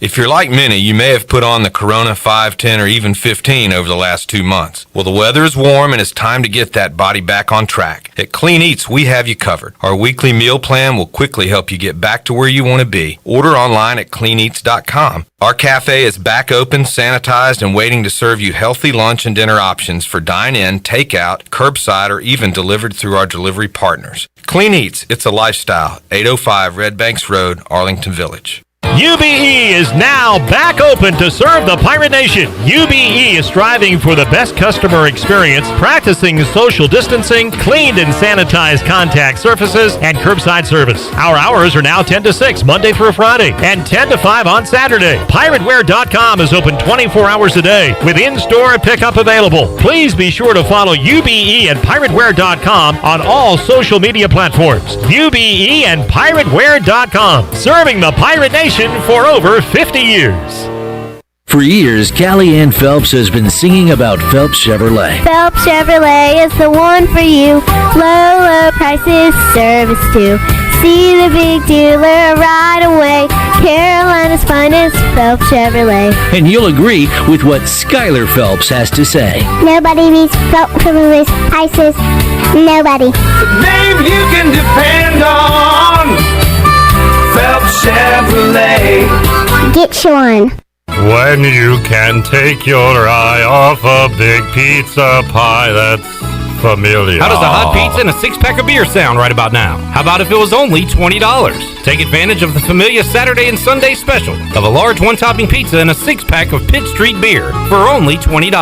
Call 689-6330 and then pick it up at the drive-thru window. Need a job? Good news. Familia is now hiring servers, bartenders, and hostesses. Familia, Fire Tower Road near Pitt Community College and FamiliaNC.com.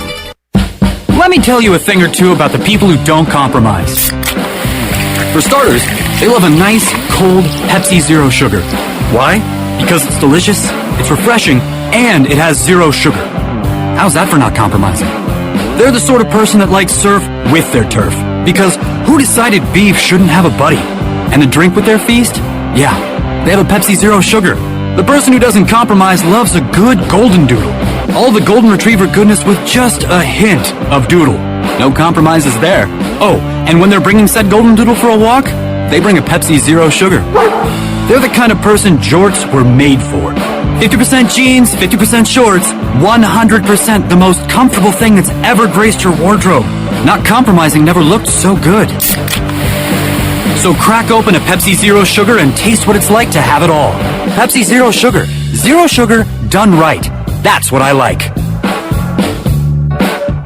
This is Big John Williams, strength and conditioning coach for East Carolina football, and you're listening to Pirate Radio, the voice of the Pirate Nation.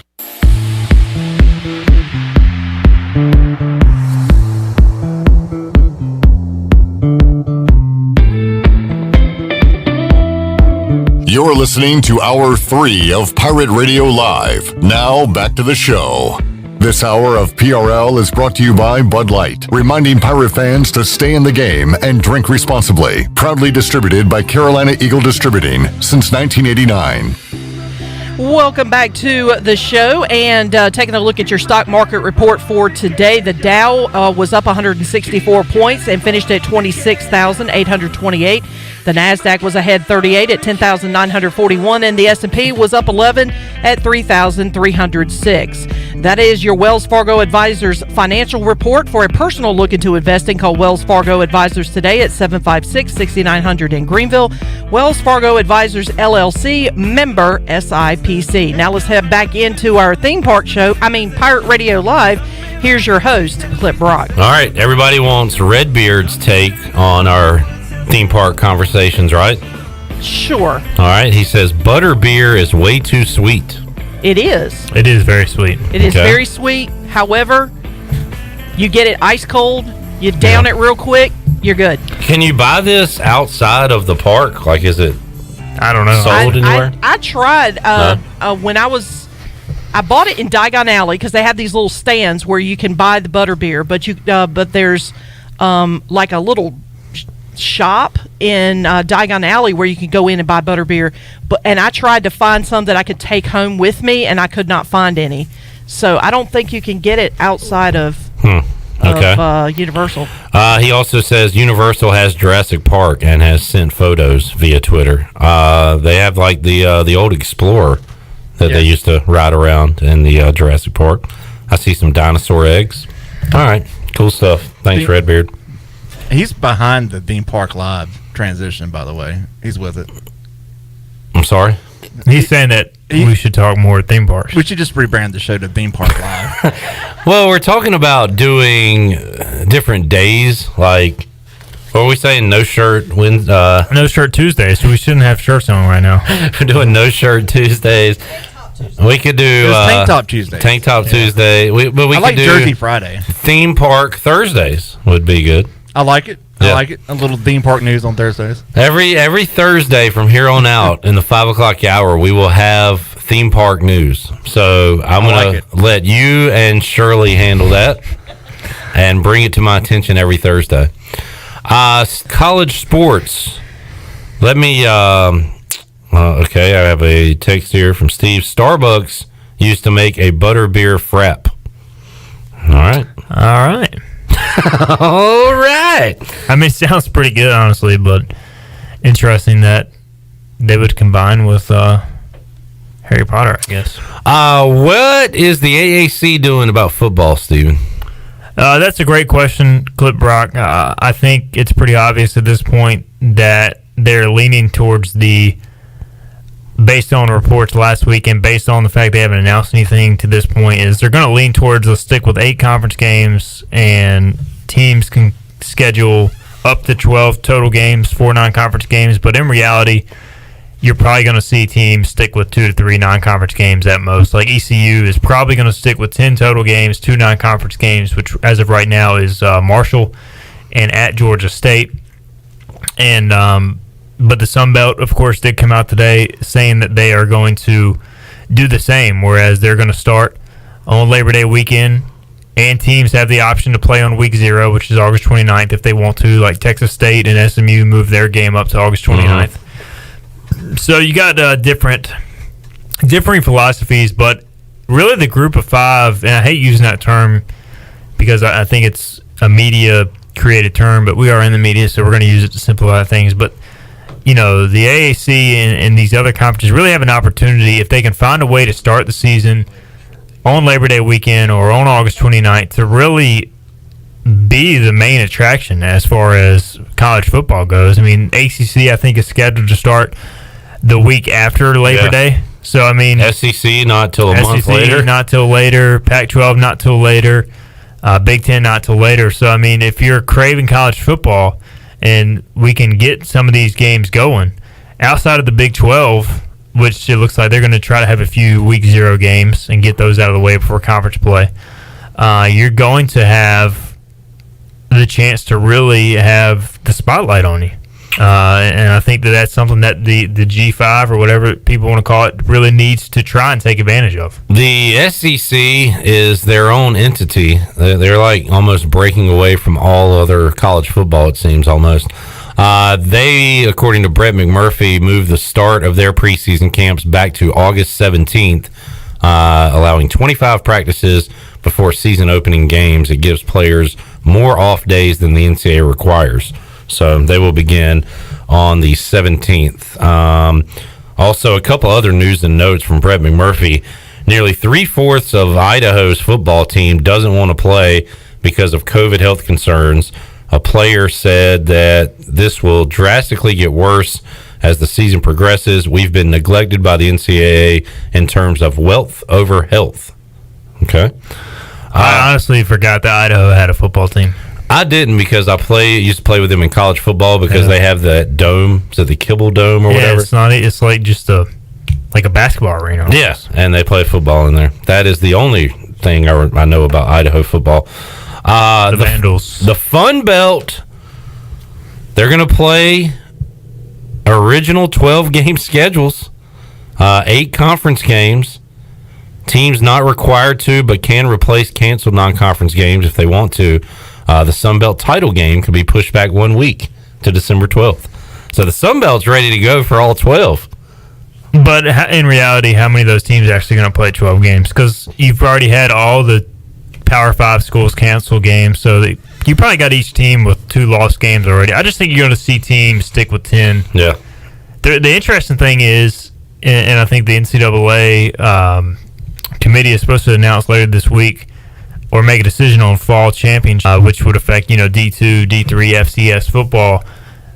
How many of these group of 5 teams try to pick up FCS games if there is FCS football? Because there was an NCAA waiver passed that you could count 2 FCS games towards bowl eligibility. Now, I don't even know what bowl eligibility means this year, but if you're ECU, technically you could pick up Elon and Campbell if those teams are playing, beat them, and then count those 2 games towards bowl eligibility. But there's just so much unknown, and you'd have to pay those teams to come here. You don't know if you're going to have fans, et cetera, et cetera. So, but it is something that if you're in desperate need of wins as a program, you can take that option if it's on the table. What do you think happens with the redshirt rule? Do you think it stays at 4, but if you play 10, does it change? Yeah. That's just something the NCAA is going to have to come out with and come out with, is it a percentage of games? If they do that, right now it's 33% of games, obviously 4 of 12. Who knows? You might be forced to play more true freshmen than you would in normal years. Yeah, I mean, you could plan to redshirt a guy you want, but if 3 of your quarterbacks go out, then you got to start your true freshman, depending on what team you are. So I don't know. It's just I didn't really thought about that. You could have some wacky starting quarterbacks across college football. You could lose your whole O-line on game week. I mean, if your center gets coronavirus and he's snapping next to all the starting offensive linemen, I mean that's a reality.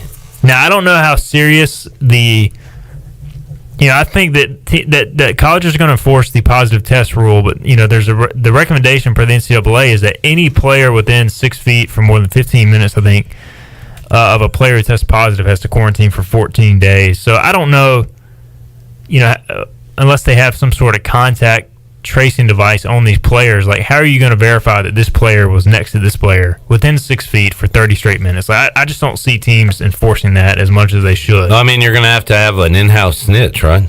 Basically. I mean, unless there's just cameras watching everyone. And I just don't see, I just don't see teams abiding by that rule in reality. Otherwise, you would lose your entire team. I mean, or at least your entire offense. Yeah. If one of your offensive players tests positive, if you're in the huddle, 30 times throughout the course of practice, not that many teams huddle these days. Everybody's going to run a no huddle now, or that thing where they look to the sideline. That was invented by Todd Fitch. The offensive line splits are going to be really far apart now to make sure you're not within 6 feet of people. So I don't know. There's still so many unanswered questions, and how does the NCAA or each school go about enforcing all this stuff? We've talked about it before. I can't remember what show it was, maybe last week, but come game week, do you have to submit your test results to the opponent or to the conference? Like, how do you verify who is tested positive, who is not? And we're seeing all these false positives. I think it was Matthew Stafford.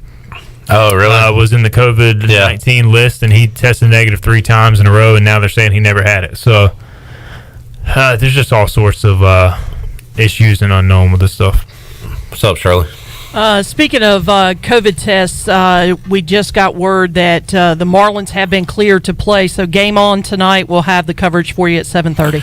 I wonder if their main starters are negative now with the test, and can they play, or if they're going to have like a minor league team out there. I mean, honestly, I don't know many of their guys on their roster anyway. Their big league roster. So what's the line on that? Like, are the O's a big favorite because they actually have their team ready? Yeah.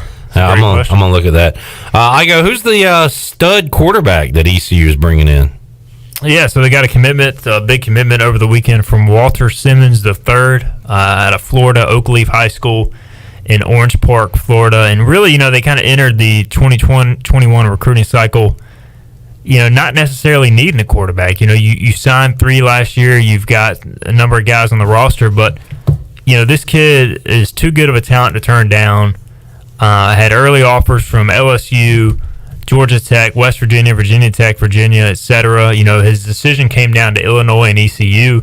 He chose East Carolina. Fontel Mons did an excellent job recruiting him throughout the process. And, really athletic, dual-threat kid, 6'2", 180.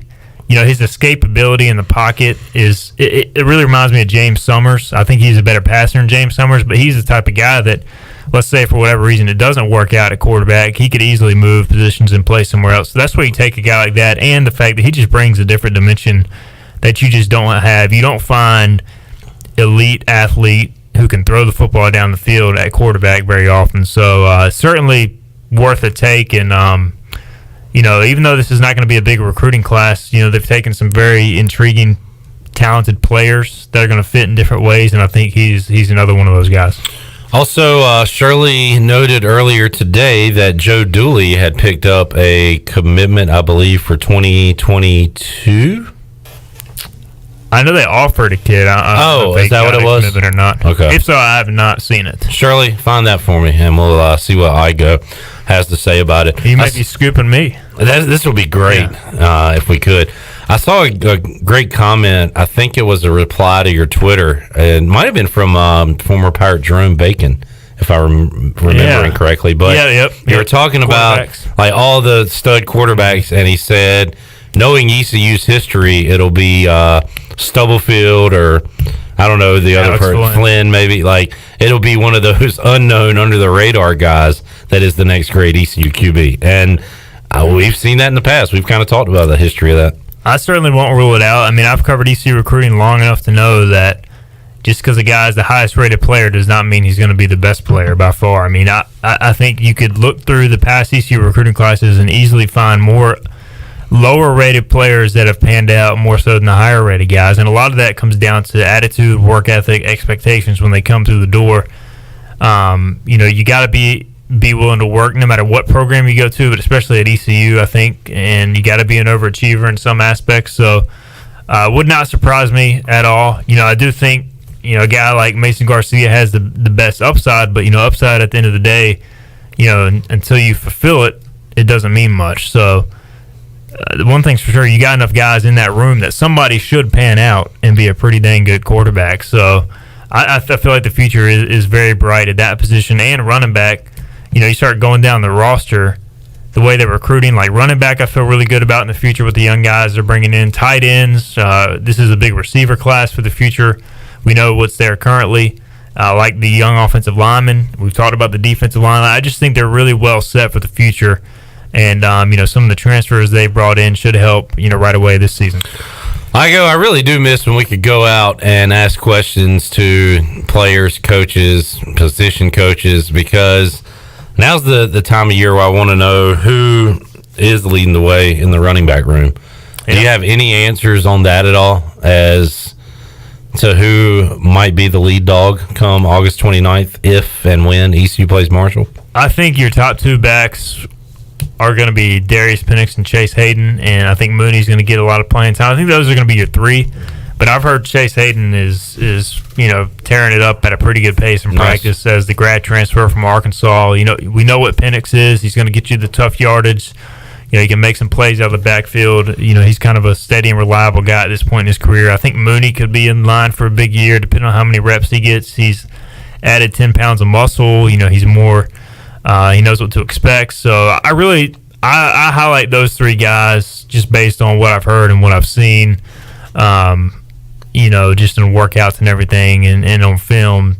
I like that trio, and I think Chase Hayden is going to bring something that they don't really have in that running back room, especially if he stays healthy. His ability to make people miss is something that you just don't really have in that room, as we saw last year. Back to football in a moment, but we should know.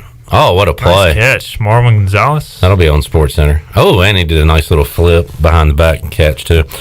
Johnny Gardner would be the man to have our basketball update.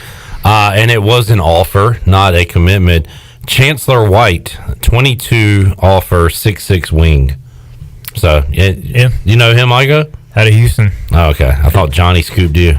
Well, no, I saw him tweet the offer earlier because he goes to Foster High School in Richmond, Texas, which is the same school that ECU got Ryan Stubblefield from. Oh, okay. Quarterback. I wanted to get that Vanderherder dude, Eric Vanderheiden, but he went to he chose Louisville, right? Yeah, Louisville came in and scooped 3 class of 2021 North Carolina guys, kind of out of nowhere. Bobby Pettiford. Oh man, that's Vanderheiden, and also the JUCO kid out of Florida, L. Ellis. So they came in and got 3 4-stars originally from North Carolina. I like Pettiford too. Watching him live, he's a good ball player. That's my guy, former Xavier coach Chris Mack. Chris Mack apparently has got a lot of time. I know the former weight coach is on his staff, Gaudio. Oh, Dino Gaudio. I don't know if that's his connection to North Carolina or what, but they're pulling some of the best talent in North Carolina, and it is interesting. You would think Louisville, more with their reputation, can recruit more nationally, but I think they're facing some probation stuff with everything that went on. So I don't know what exactly is what their future holds, but they're getting some talent now. Let's quickly flip back to football because last question reminds me of Mike Steele basketball camp when we did our pivot drill. Front pivot, rear pivot, front, rear. And we would just have a ball and just be pivoting all over the place. We were big you gotta pivoters. keep your pivot foot. Last question, Igoe. And I can leave? Yeah. Okay. Who is the starting tight end for ECU? Great question. Great question. I don't think Ryan Jones has been cleared to practice yet, the Oklahoma transfer, and he's switching from defense. So while he's the only one not here, right? Yeah, not he's the only guy, practicing. unless he's been cleared the last day or so. I'm going to go with Zach Bird with the safe option. Junior played a lot last year, started a few games on the stretch run of last year. But, I really like that room as a whole, and I wouldn't count out, of course, Jeremy Lewis, but freshman Shane Calhoun, true freshman. Maybe in an ideal world you try to redshirt him, but he might be too good to redshirt. I wanted to be Jeremy Lewis so I can say, we unleashed a lion. It's going to be... and I don't know. That's going to be my tweet when he does something good. I've got the Jeremy. I'll hold you to that. The Jeremy lyrics ready to go. Great song. And then if he scores a touchdown, I can say arms raised in a V. I would just quote the entire song with pictures of Jeremy Lewis. That's my plan for 2020. I like that you think these things ahead. You really put a lot of thought into this. Well, as I was hoping you would say Jeremy Lewis, and then I started thinking of Jeremy lyrics. You did name every tight end, by the way, on the roster. I did. So does that mean it is? I said Zach Bird. It could be a pretty good battle. Yeah, I think all of them are different in terms of they have different skill sets, so you use all of them. All right. But I think Zach Bird starts because he's the junior. All right. You can leave now. All right. See you, man. See ya. Stephen Igoe, Hoist the Colors, is leaving. You told me I could leave. Well, leave, man. What do I care? Get out of here. All right. Stephen's leaving. I'll take a timeout, come back, and wrap up Pirate Radio Live after this. Go then. I don't care.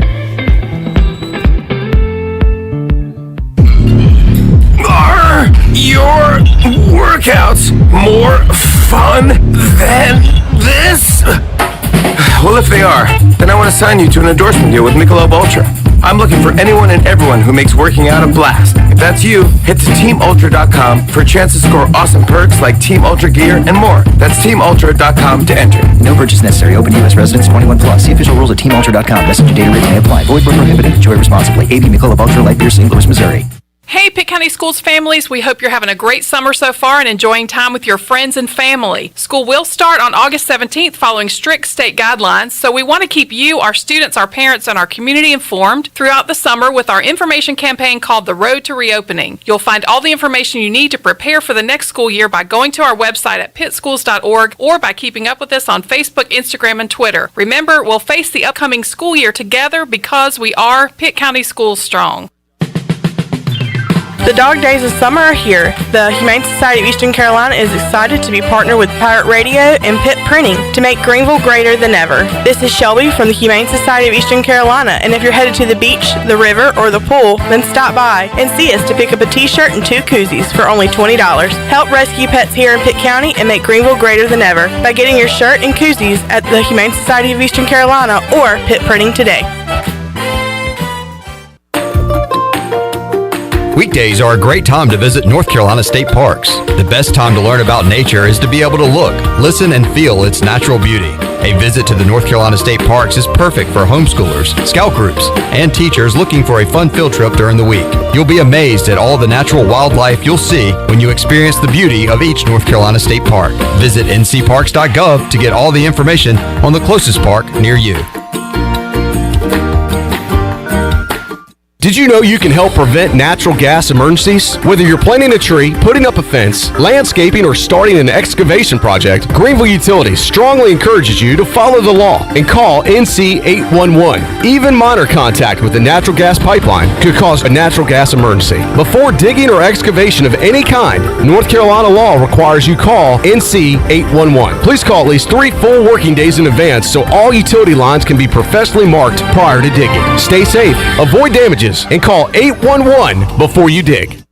Feeling the heat? Then get out of the kitchen. Jersey Mike's has you covered all summer with fresh cold sliced subs. Perfect for parks, picnics, and patios. Order through our app for no contact pickup or delivery. Jersey Mike's. Be a sub above. This summer, may your days be long, your cannonballs large, and your subs giant.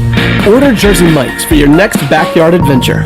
Just use our app for no contact pickup or delivery. Jersey Mike's. Be a sub above.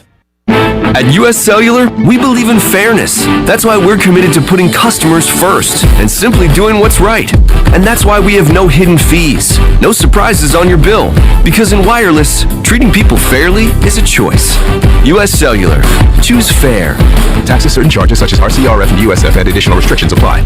Want to hear some good news? US Cellular now offers home internet service. That's right, it's time to kick those other slow carriers to the curb and start letting Toby Williams and his staff provide you with their new high-speed unlimited home internet service. Tell your current satellite or cable internet provider to take a hike and call Toby today at 252-799-7051. Don't spend another minute dealing with slow internet speeds. Call Toby Williams today and start getting the internet speeds you've been waiting for. Cellular Warehouse, your local US Cellular authorized agent. This is Coach Blake Carroll, defense coordinator for East Carolina football, and you're listening to Pirate Radio, the voice of the Pirate Nation.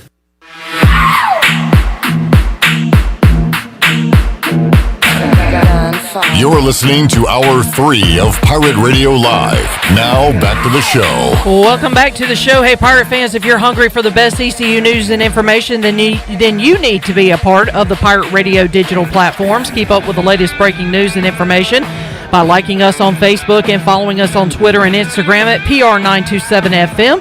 Listen live and to all of our archive programming anytime by visiting PR927FM.com. Stay connected beyond your radio dial with all of the Pirate Radio digital platforms. Now let's head back in to Pirate Radio Live. Here's your host, Cliff Brock. Alrighty, Shirley Rhodes, thanks for joining us today on the program. Coming up Wednesday, 3 o'clock on Pirate Radio Live, your starting lineup is at point guard, Brian North.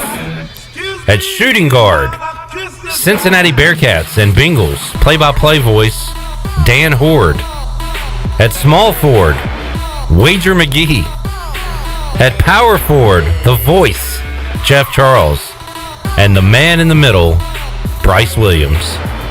I don't know about the rest of the lineup, but Bryce at center sounds pretty good. And I like the voice at power forward. I bet he could pull down some rebounds, play some good defense. We'll have a fun Wednesday edition of Pirate Radio Live for you coming up tomorrow. Until then, for Glenn Griffin, Shirley Rhodes, I'm Clip Brock. So long, everybody. Thanks for listening to Pirate Radio Live, an exclusive presentation of the voice of the Pirate Nation. This is Pirate Radio, WGHB Farmville, 1250 and 92.7 FM Greenville, WDLX Washington, 9